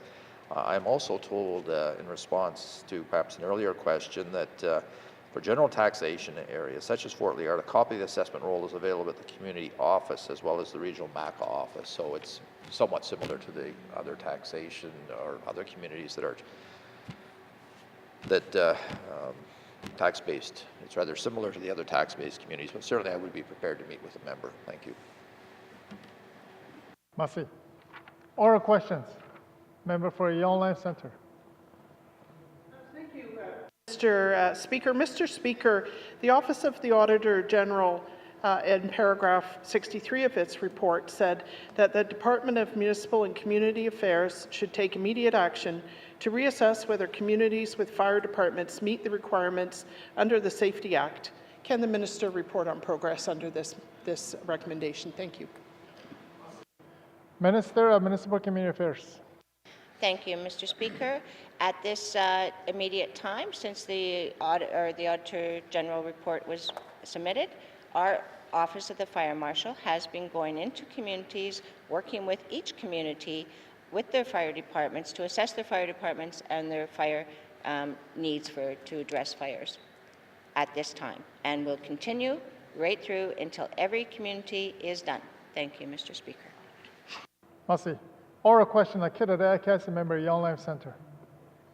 Thank you, Mr. Speaker, and I appreciate that response. Can the minister tell us in how many communities this assessment tool has been completed and whether that list includes Norman Wells? Thank you. Minister of Municipal Community Affairs. Thank you, Mr. Speaker. If I had noticed that that question would come up today, I would have that figure on how many are done. However, I did not get notice that that question would come up. We have 33 communities. I have a lot of work that we're doing. So right off the top of my head, I cannot tell you how many are actually done. What I can tell you, though, is that we have gone into the Norman Wells in itself. We worked with them, and I want to clarify one thing as well. The media has stated that we had shut down the fire department, that the community had shut down their fire department there or suspended them. That is not true, actually. It is not true. So the fire department has not been suspended in Norman Wells. It's still functioning. We're working with them. We've identified in Norman Wells that they need additional training with their assessment. So we are working on providing that support, that training that is needed for their fire department. Thank you, Mr. Speaker. Oral question, Tada, Council Member, Yellowknife Centre. Massey, Mr. Speaker. Mr. Speaker, one of the actions committed to in the response to the Office of the Auditor General's report was to develop a web-based fire training resource centre. Has that action been completed? Thank you. Minister of Municipal Community Affairs. Mr. Speaker, again, I don't know exactly if that has been completed. We are working on developing web-based training for a lot of our courses within the School of Community Government. We have 80-some courses in total. I do know, however, that we provide face-to-face training. We provide tabletop exercises.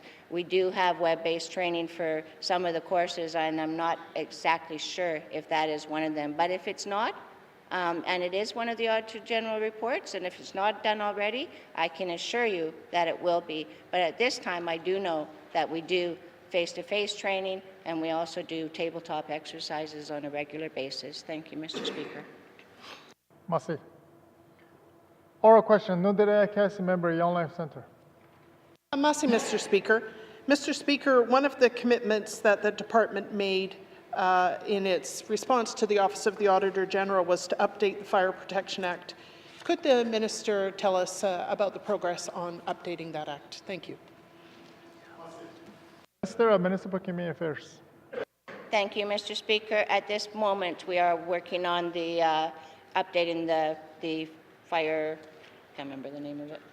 Fire what? Fire Protection Act.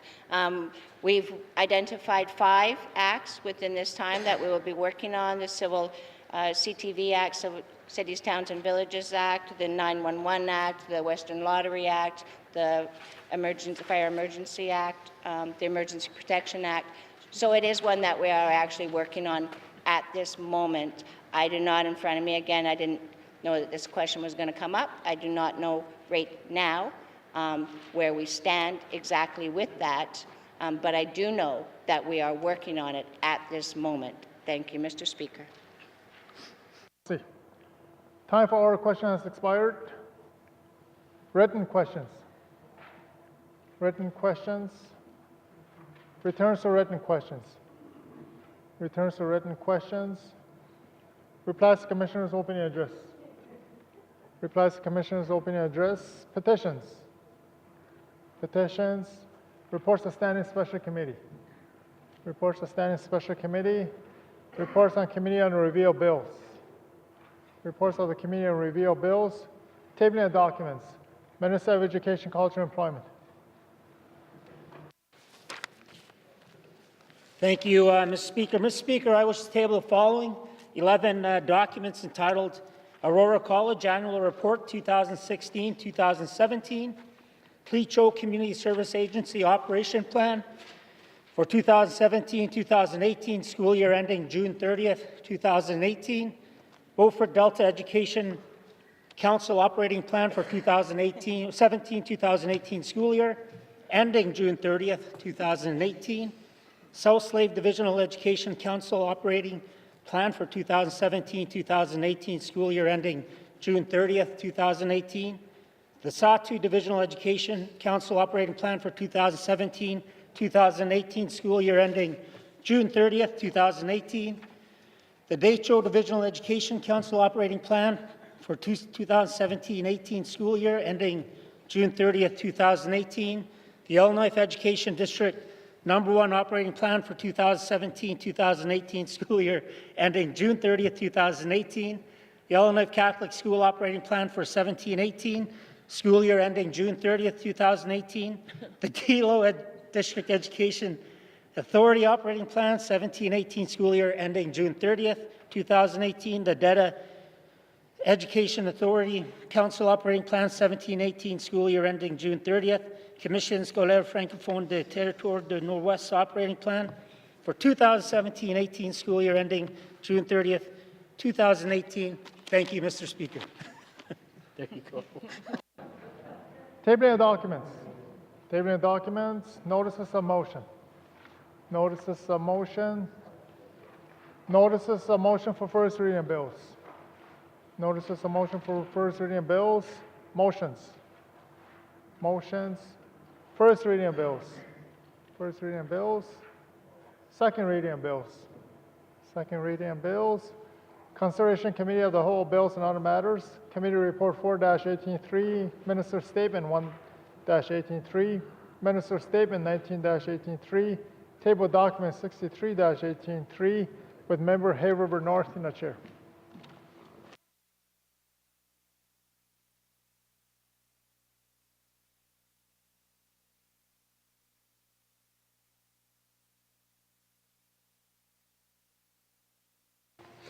I will call the Committee of the Whole to order. What is the wish of committee? Mr. Bolio?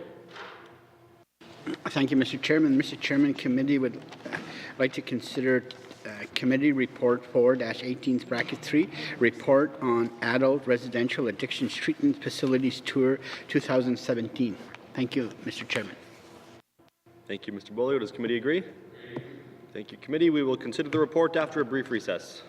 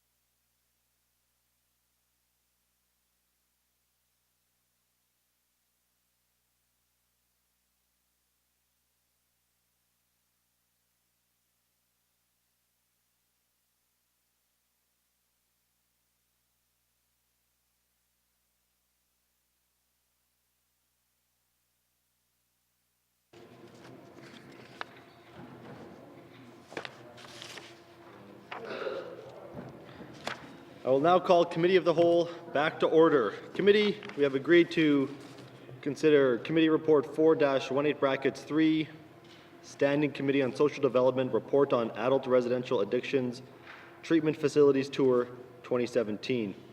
I will turn to the Chair of the Standing Committee on Social Development for any opening comments. Mr. Thompson. Thank you, Mr. Chair. Mr. Chair, we've read in the report to committee, in Committee of the Whole, a number of the members have made member statements about the tour, and I think it's pretty straightforward. We have 4 motions that we wish to read in. So, thank you, Mr. Chair. Thank you, Mr. Thompson. I will open the floor to general comments.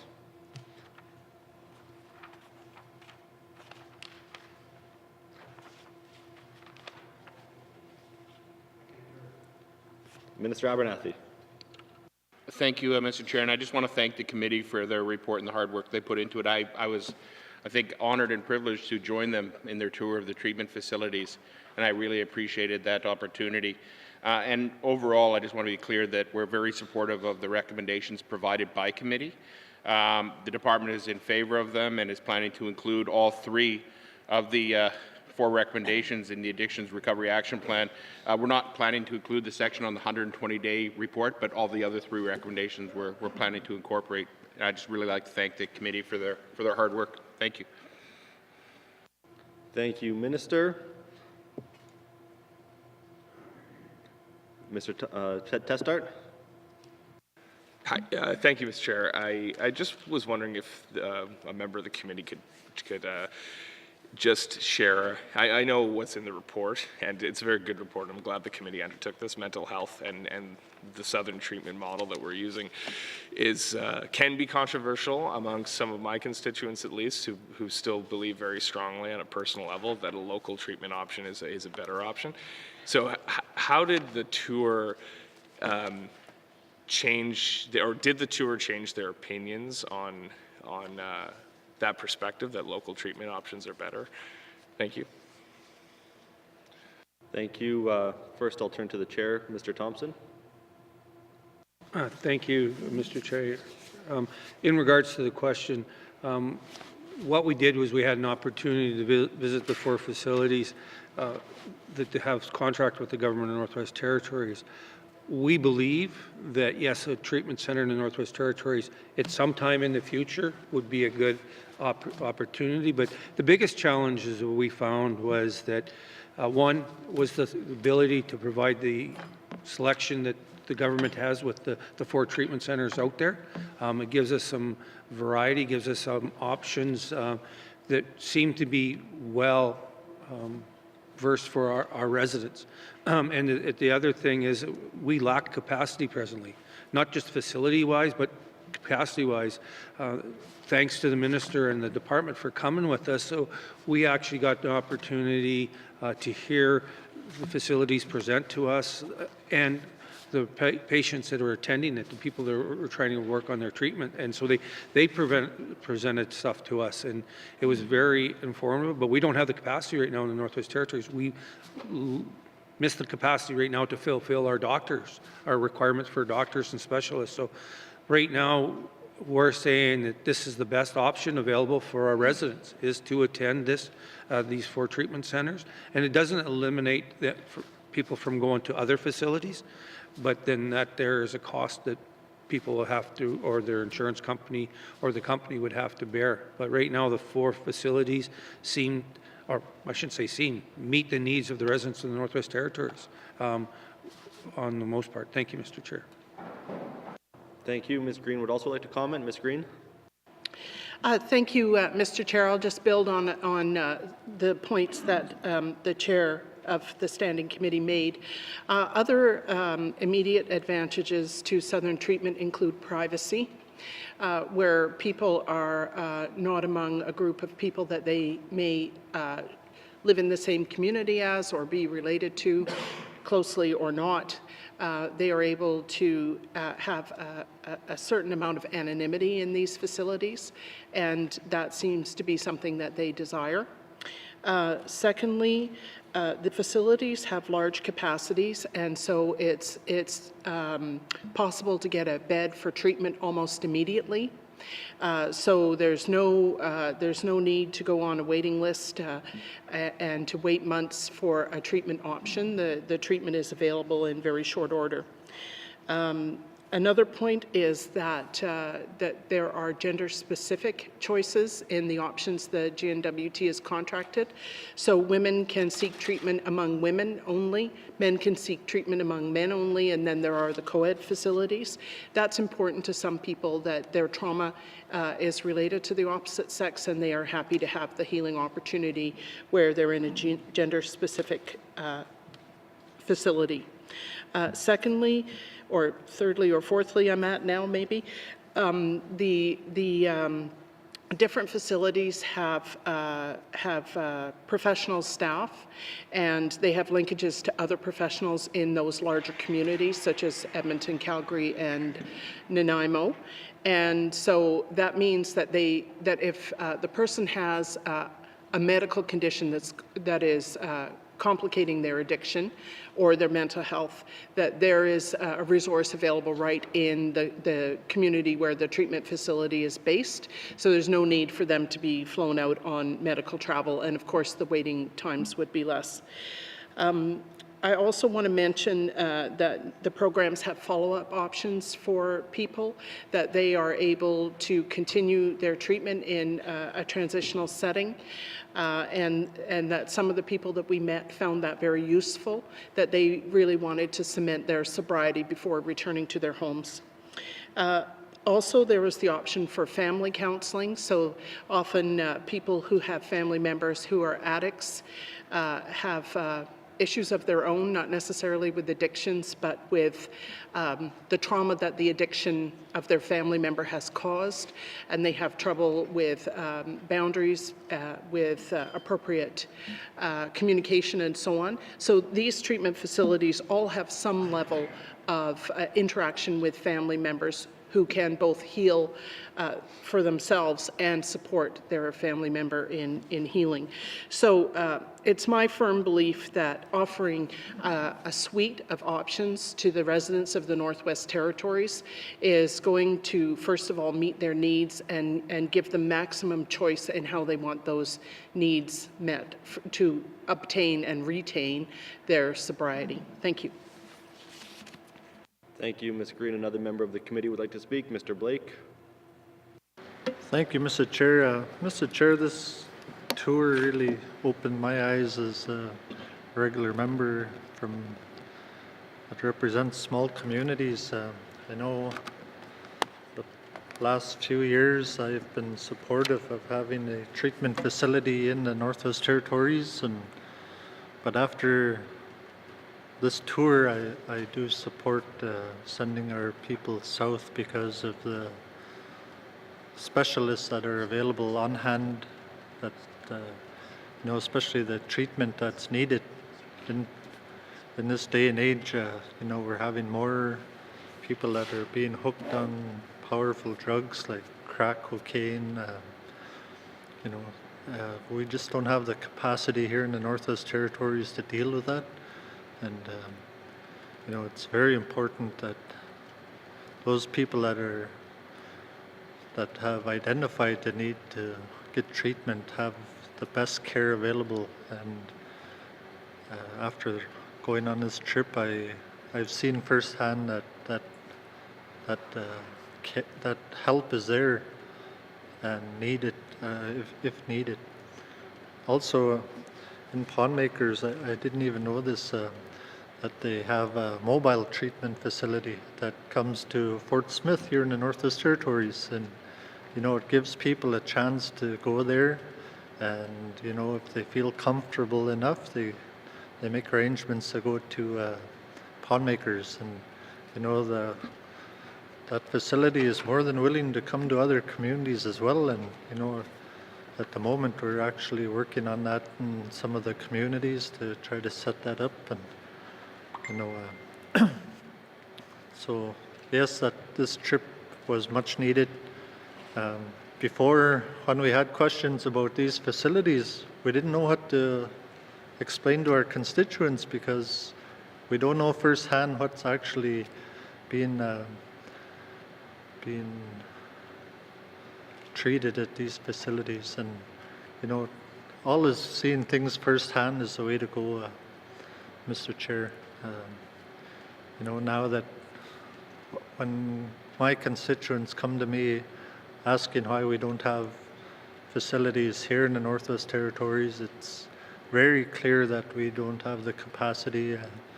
We do have a long way to go to build that capacity, but having those specialists to come here in the Northwest Territories, we do have to have more to offer for those specialists to come here.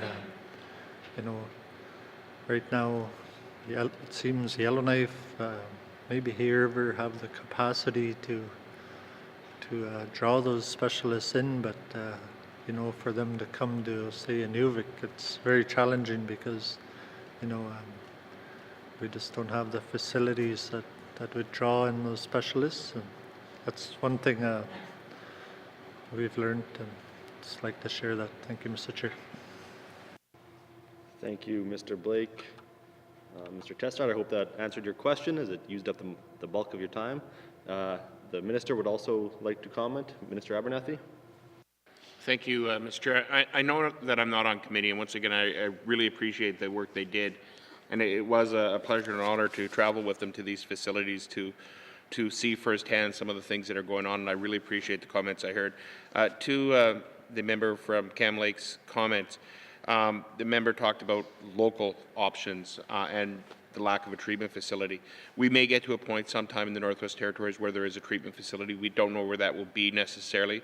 But what we heard clearly from people during the Ministers' Forum on Mental Health and Addictions is that people wanted options. People wanted more than just one program or one possibility for the treatment of mental health and addictions. They wanted on-the-land programming. They wanted better programs. They wanted programs that met a variety of their needs. And the facilities that we've had in the past have been basically one program. And we didn't have the uptake necessary to support them and continue to support them and provide high-quality services to our residents. We have local options, Mr. Chair. In Yellowknife, we've got community counselors, we've got mental health and addictions counselors, we've got NGOs that are doing incredible work. We have the ability to do detox at Stanton, medical detox at Stanton. We have the ability to do medical detox in Inuvik. We can do social detox in our communities with assistance from community mental health and addictions workers.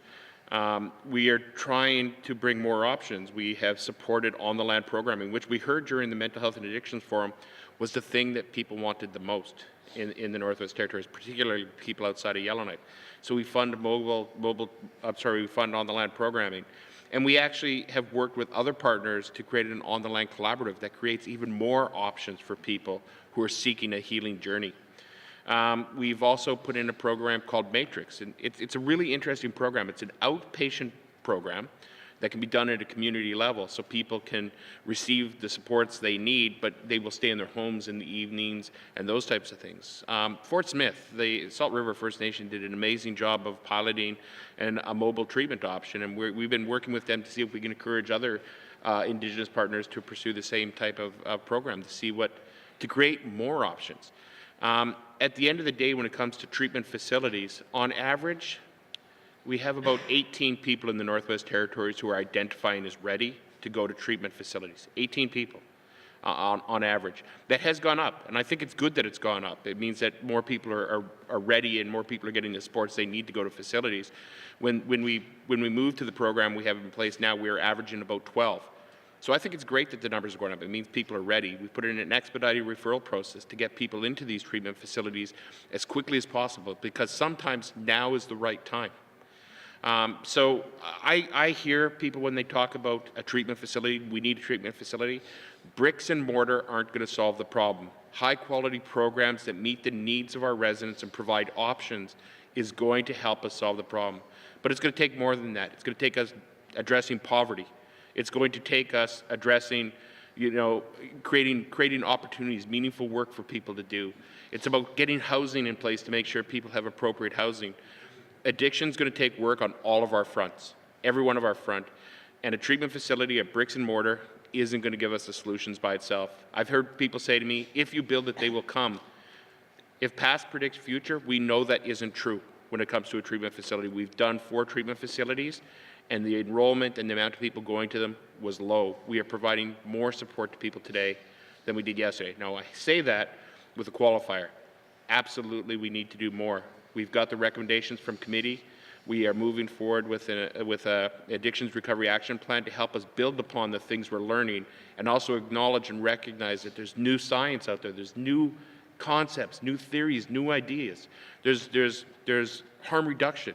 There's things like managed alcohol. There's all sorts of things that we could do better on. In Yellowknife, we've also put in the Sobering Center. This is a huge opportunity to help get people who need supports the information they need and help build them up, at least in the first step, so that they're ready to pursue other treatment options. So I hear the member, I hear the people. We never say never, but right now our best choice is to do what the Ministers Forum on Addiction and the people of the Northwest Territories told us to do, which is create the best option, the best programming possible, more options, don't limit us to one model, and that's what we're trying to do. Thank you, Mr. Chair. Thank you, Minister. I'll give the member from Cam Lake an opportunity to speak again if he wishes. Mr. Testart. Thank you, thank you, Mr. Chair, and I appreciate the format of our proceedings might not accommodate the same kind of back and forth we have in other reviews, but I do appreciate all the members who spoke to this, the time that they've put in, and of course the minister's comments as well. I am not certainly saying that we need with definite certainty a brick and mortar facility today, but there's a lot of people who feel that way, and I think the work the Standing Committee has done has given new information to consider about the effectiveness of our addiction strategy. But aftercare continues to be a prime concern, and I think what a lot of people I talk to, my constituents who are concerned, one of them has started a petition in actual fact. A lot of what their concerns relate to aftercare. And I know the committee has 2 recommendations here directly applicable to aftercare, but is there an opportunity for, well, maybe not brick and mortar, but I mean, what does the current model of aftercare look like in the Northwest Territories, for one, and how can we improve upon it? Granted, I mean, I'm happy if committee wants to speak to the recommendations, but if we can just have that conversation here so people understand that that is part of the work that committee has undertaken. And that'll be my final question, but I think it's an important question that needs to be raised. And I would appreciate hearing from committee members on their thoughts on aftercare and how we can make it better. Thank you. Thank you. Any committee members wish to comment? Mr. Thompson. Thank you, Mr. Chair. Aftercare was one of the big things that we were looking at. It was one of the challenges that we saw there. It's basically, though, what we found is that aftercare has to be individualized. It has to be respected to that individual. So each facility, like Ms. Green talked about, was the opportunity to have aftercare available from each facility, that there was some, 30 days, 60 days, 90 days after care, the opportunity for people to come back to the facility for further treatment on there. There was the opportunity to make phone calls. So there is that option available. The department has some good aftercare processes with their staff in that, and I don't want to speak on that because we didn't look into that aftercare so much. When we talked to the minister, he did provide some good, clear direction and good ideas and good information that we needed to hear, and I think the minister could probably elaborate further on that. We thought it was an issue and we needed to work on it. We as the government need to make it better. We need to make it individualized, but we need to also train family and get family prepared for when, and when I say family, we're talking extended family, friends, when the person comes back. Because, if we put them in the same environment, then we're going to see failure again. And so when we talk to the people, that was some of the things there. And some of the thing aftercare, they've actually stayed back. They stayed down in the community or the city where this program is being done because they realized the aftercare was not available for them presently in the Northwest Territories in their community. We talk about peer support groups and that opportunity to help them. So the aftercare is individualized. The department has some stuff, and I would rather have the minister speak on that as well, on what they're doing. I guess the biggest challenge, what we found, was the communication of the programs that are being offered. And we're trying to, work with the department on coming up with a plan. And so I'll turn it over to any of my other colleagues in the minister who wish to talk on this further. Thank you, Mr. Chair. Thank you. Ms. Green, you wish to comment? Ms. Green? Thank you, Mr. Chair. Mr. Chair, all 4 of the treatment centres that we visited operate on the 12-step model. And as you may know, peer support is critical to the success of the 12-step program. What I've heard since I came back is that in some of even the regional centres, let alone the small communities, people are reluctant to create AA groups, which would be the natural follow-up, because of privacy concerns, which I stated earlier. There really isn't a level of anonymity in a place that has 1,000 people, and not everyone is comfortable sharing the details of their addiction and recovery in that format. That means that aftercare, as my colleague from Nahende said, really needs to take place on an individual basis. It may be possible, although how this would work within privacy concerns, I'm not sure, but it may be possible to link people who've been in recovery to one another so that they can provide peer support one-on-one. That was one thought I had. Otherwise, as my colleague said, really it's individual. The centres offer online support. They offer telephone support. If you're in the place where the treatment facility is located, you can drop in and talk to them. But other than that, the peer support piece, it's not really clear that it would be easy to get that going, and it's not really a matter of money and resources. It's a matter of privacy, which is a more difficult issue to address. Having said that, of course, that is not the only way to support people in their sobriety, and so I'll leave the minister to fill in the blanks. Thank you. Thank you, Mr. Testar. Would you care for the minister to respond as well? It is your 10 minutes. Thank you, Mr. Chair. I'm content if the minister would like to. I'm sure people would appreciate hearing about the supports we currently have towards aftercare. Thank you, Mr. Chair. Thank you, Minister Abernathy. Abernathy, 3 minutes. Thank you, Mr. Chair. I was hoping to have an opportunity to respond to each of the recommendations as we're going through the motion, so I won't go into too much detail here, other than to sort of articulate as best I can what the process is today, not necessarily where we need to go. But if an individual in the Northwest Territories is seeking support through a facility-based treatment centre, we go through a referral process, expedite, we get the person in there. Before they even go down, they are required to have a follow-up appointment booked in their community or wherever their referral came from. So if the person is from X community, they have to have an appointment booked in their community as part of their aftercare. Then the person goes down, they go through their treatment process, they get the tools they need, and then their facilitator, their lead person, their clinical advisor, if you will, down there will then work with them on the development of a self-directed aftercare plan. And that involves getting in touch with the local provider, follow up on those appointments, and getting in contact with local resources that exist and other programs that might be appropriate. In principle, on paper, that sounds good, but what we know is it's not necessarily happening. People aren't following up when they come back to the community. Some of these aftercare programs, as the member from Yellowknife Centre described, aren't necessarily working because of the size of some of these communities, the size of some of these groups. So clearly, without question, we need to do better on aftercare. But it's not just about some of these counselling things. I mean, when we were on the trip, the member from YK Centre said something that stuck with me. And I think she nailed it right on the head, is we can't be releasing people to poverty or to homelessness. And sometimes that's the case. Some people who are in treatment have come from a couch surfing lifestyle and they have nowhere to go to when they return. And there isn't really a defined plan on how to help those people come back to their communities and avoid going into the homelessness situation or the poverty situation again. We have work to do. And I'd like to speak to those when we're going through the recommendations, but I think we're on the right track. I think we're working together to find solutions. We have aftercare, but it needs to be strengthened without question. Thank you, Mr. Chair.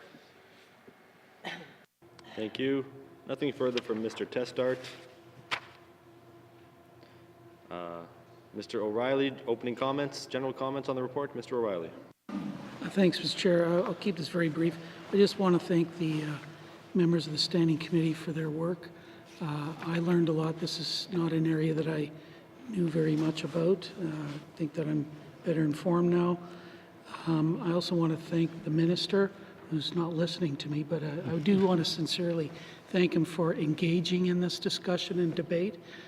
It's kind of an awkward place to do it in Committee of the Whole, but I do very much appreciate him engaging in the debate and discussion, and it doesn't happen often enough in this House, so I want to thank him. Thank you, Mr. O'Reilly.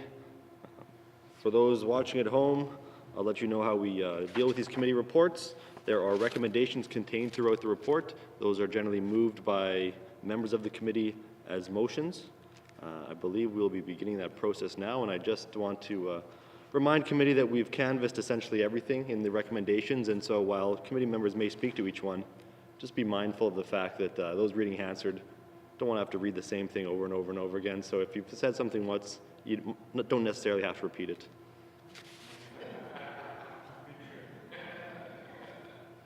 Mr. Thompson. I move that this Assembly recommend that the Department of Health and Social Services enhances public communication on addiction treatment. Thank you, Mr. Chair, and I'd like to have it as a recorded vote. Thank you, Mr. Chair. Thank you. There's a motion on the floor. Motion is being distributed. Minister Abernathy.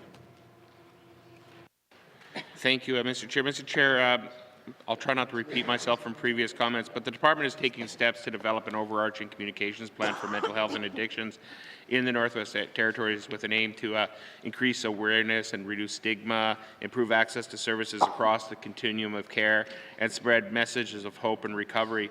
As part of this initiative, individuals who identify as having lived experiences will be included in the development of messaging, promotion of materials, and the overall strategy. I think this is consistent with what the committee is asking.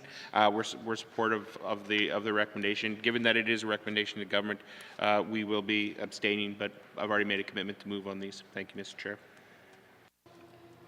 Thank you, Minister. To the motion,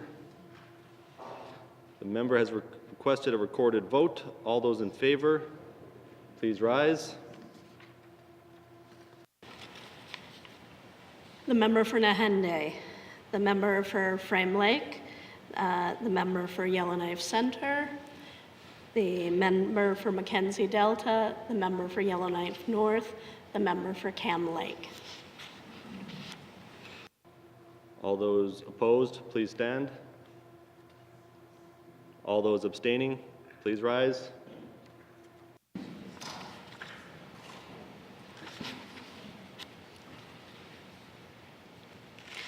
The member for Inuvik Boot Lake, the member for Range Lake, the member for Great Slave, the member for Yellowknife South, the member for Inuvik Twin Lakes, the member for Inuvik, or Hay River South, the member for Thabacha.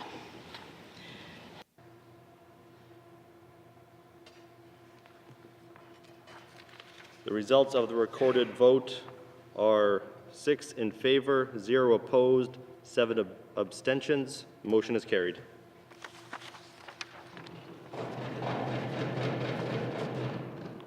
Mr. Thompson. Thank you, Mr. Chair. Mr. Chair, I move that the Assembly recommends that the Department of Health and Social Services enhance community-based aftercare service by encouraging the development of a peer support network, scheduling regular access to counseling and addiction facilities throughout existing health center resources, i.e. telehealth, and engage with southern facilities to train territorial healthcare providers in the delivery of family support programs. Thank you, Mr. Chair, and I would again request a recorded vote. Thank you, Mr. Thompson. There's a motion on the floor. The motion has been distributed. To the motion, Minister Abernathy. Thank you, Mr. Chair. Providing aftercare and appropriate follow-up is an important step in the recovery process. There are, as I've already described, a number of options for aftercare support for individuals returning from addictions treatment. I won't list them again for the sake of time. While there are some options in place, we need to ensure that our current range of aftercare and support options are keeping pace with the needs of people and the best and emerging practices. The Department is currently examining best practice research, jurisdictional and international scans, and local feedback to identify potential actions to support and enhance aftercare services in the Northwest Territories. We certainly got a lot of good ideas from the committee as we were traveling. This work will inform the development of the Addictions Recovery Action Plan and will identify ways in which we can enhance existing services and introduce new programs and new initiatives.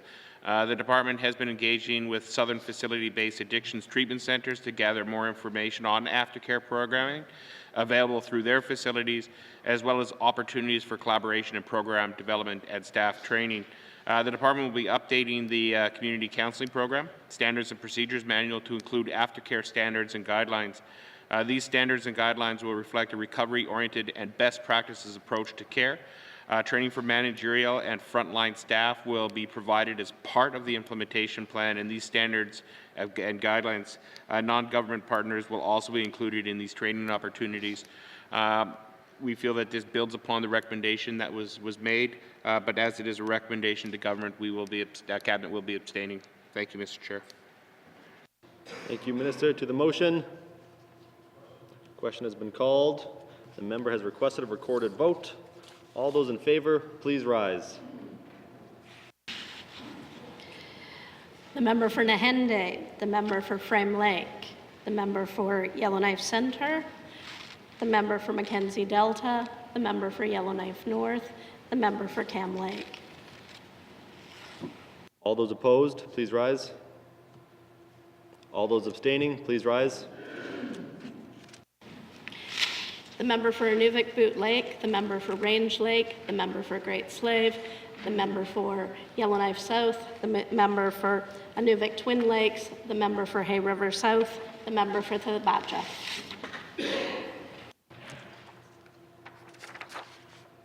The results of the recorded vote are 6 in favor, 0 opposed, 7 abstentions. Motion is carried. Ms. Green. I move that this Assembly recommends that the Department of Health and Social Services partner with its fellow social envelope departments, community governments, and community organizations to develop a pilot program centered on ensuring that Northerners completing residential treatment are not discharged into homelessness, but instead are connected with housing opportunities. Thank you, Mr. Chair. Thank you, Ms. Green. There's a motion on the floor. To the motion, Ms. Green. Thank you, Mr. Chair. Mr. Chair, when we went on our tour, we had the opportunity to speak directly with people in the treatment centres, and housing was the #1 topic on their mind after sobriety. Many of them were very concerned about where they were going to live when they came out of the treatment facility, and particularly that they not return to their living situation that they'd been in prior to treatment, because they found that it was not constructive. So there is a real desire on the part of people who have gone through treatment to obtain housing on their release. The other point I want to make is that this just makes financial sense. The government is paying between $150 and $450 per person per day for these treatment facilities. And so to invest all of that money into helping people obtain their sobriety and then put them back into a situation which has been proven to be destructive for them just makes no sense. So for me, it's really important that we look at a way to house people coming out of treatment programs so that they have a fair chance to retain their sobriety. Thank you. Ms. Green? Thank you, Mr. Chair. I beg your pardon. I would like to request a recorded vote. Of course. Thank you, Ms. Green. To the motion, Minister Abernathy? Thank you, Mr. Chair, and I really appreciate the member's comments. It's clearly recognized that housing is a barrier for many residents in the Northwest Territories and is reflected in the need to holistically address the social determinants of health as well as the historic, cultural, and systemic contributions to these issues in our territory. Collaboration and strong partnerships where all social envelope departments as well as external partners are at the table will be required to successfully take on this challenge. It is important to recognize that each situation is unique and that self-determination of individuals receiving services is of utmost importance and should be central to any actions that we're taking or will be undertaken in this area. The root causes of homelessness and the complexities involved in maintaining different forms of housing must be taken into consideration in the planning and implementation of any actions under this recommendation. We're prepared to do that work. One of the things we know we need to do is actually try to get a sense of the magnitude, the number of individuals that this situation may face. We did hear that many of them are coming home to environments that, they feel are safe, but there were clearly some who said they had nowhere to go. And we need to be able to work with those individuals. We don't know exactly what that looks like yet, but we're committed to doing that work and we'll be working with committee. As this is a recommendation to government, Cabinet will be abstaining. Thank you, Mr. Chair. Thank you, Minister. To the motion. Question has been called. The member has requested a recorded vote. All those in favor, please rise. The member for Yellowknife Centre, the member for Mackenzie Delta, the member for Yellowknife North, the member for Cam Lake, the member for Nahende, the member for Frame Lake. All those opposed, please stand. All those opposed, please stand. All those abstaining, please rise. The member for Inuvik Boot Lake, the member for Range Lake, the member for Great Slave, the member for Yellowknife South, the member for Inuvik Twin Lakes, the member for Hay River South, the member for Thabacha.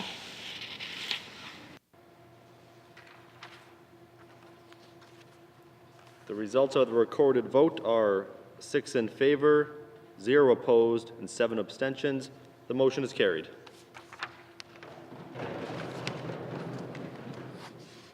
Mr. Blake. Thank you, Mr. Chair. Mr. Chair, I move that this Assembly recommends that the government provide a comprehensive response to this report within 120 days. Thank you, Mr. Chair. Thank you, Mr. Blake. There's a motion on the floor. To the motion. Question has been called. Mr. Blake. Thank you, Mr. Chair. Mr. Chair, it's really important that we have a comprehensive response to this report. Not only that, but adoption of these motions. As my colleagues mentioned, these people that take that step to go to treatment are making a life-changing step in their life. And we need to ensure that they're successful, and the only way to ensure that is to adopt these motions and have them in place, because those are the challenges we're facing, whether it's shortage of housing. That's something that's come to myself here in the last couple of weeks with constituency issues. But I really hope that this government makes those necessary changes, and I'd like to request a recorded vote. Thank you. Thank you, Mr. Blake. To the motion. The question has been called. The member has requested a recorded vote. All those in favor, please rise. The member for Mackenzie Delta, the member for Yellowknife North, the member for Cam Lake, the member for Nahende, the member for Frame Lake, the member for Yellowknife Centre. All those opposed, please stand. All those abstaining, please rise. The member for Inuvik Boot Lake, the member for Range Lake, the member for Great Slave, the member for Yellowknife South, the member for Inuvik Twin Lakes, the member for Hay River South, the member for Thabacha.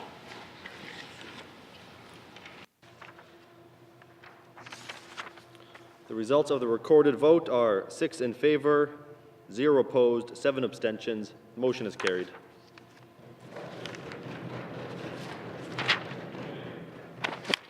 Committee, do you agree that we have concluded consideration of committee report 4-18(3) report on adult residential addictions treatment facilities tour 2017? Thank you, committee. This concludes our consideration of report 4-18(3). Committee, I just want to take a moment to thank those people who have been working with us for this past week behind the scenes. Our interpreters, our Clitron interpreter, Mary Rose Sundberg, Norse Slavey interpreter, Sarah Cleary, and our N.W.T interpreter, Susie Short. What we do in here, the point of what we do here is getting this information out. That's why we sit in this house, that's why we're on TV, that's why we're on the radio, and we couldn't do it without the help of these interpreters. So thank you very much to all our interpreters for all your hard work. I also want to thank all the pages who've been with us this week. We greatly appreciate your hard work. We hope you had a good time.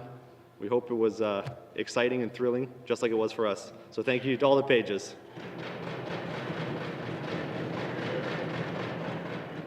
Now, what is the wish of committee? Mr. Testart? Thank you, Mr. Chair. I move that the chairman of Committee of the Whole leave the chair to report progress. Thank you, Mr. Chair. Thank you, Mr. Testart. There's a motion on the floor to report progress. The motion is in order and non-debatable. All those in favor? All those opposed? Motion carried. I will rise and report progress.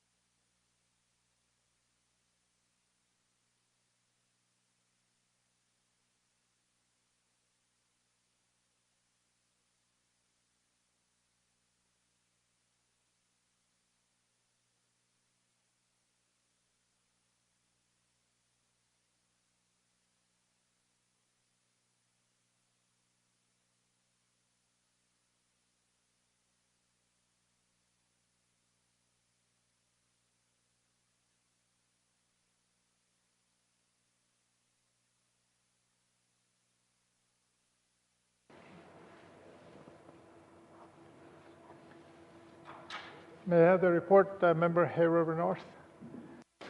Mr. Speaker, your committee has been considering Committee Report 4-18(3) and would like to report progress and that consideration of Committee Report 4-18(3) is concluded. And Mr. Speaker, I move that the report of the Committee of the Whole be concurred with.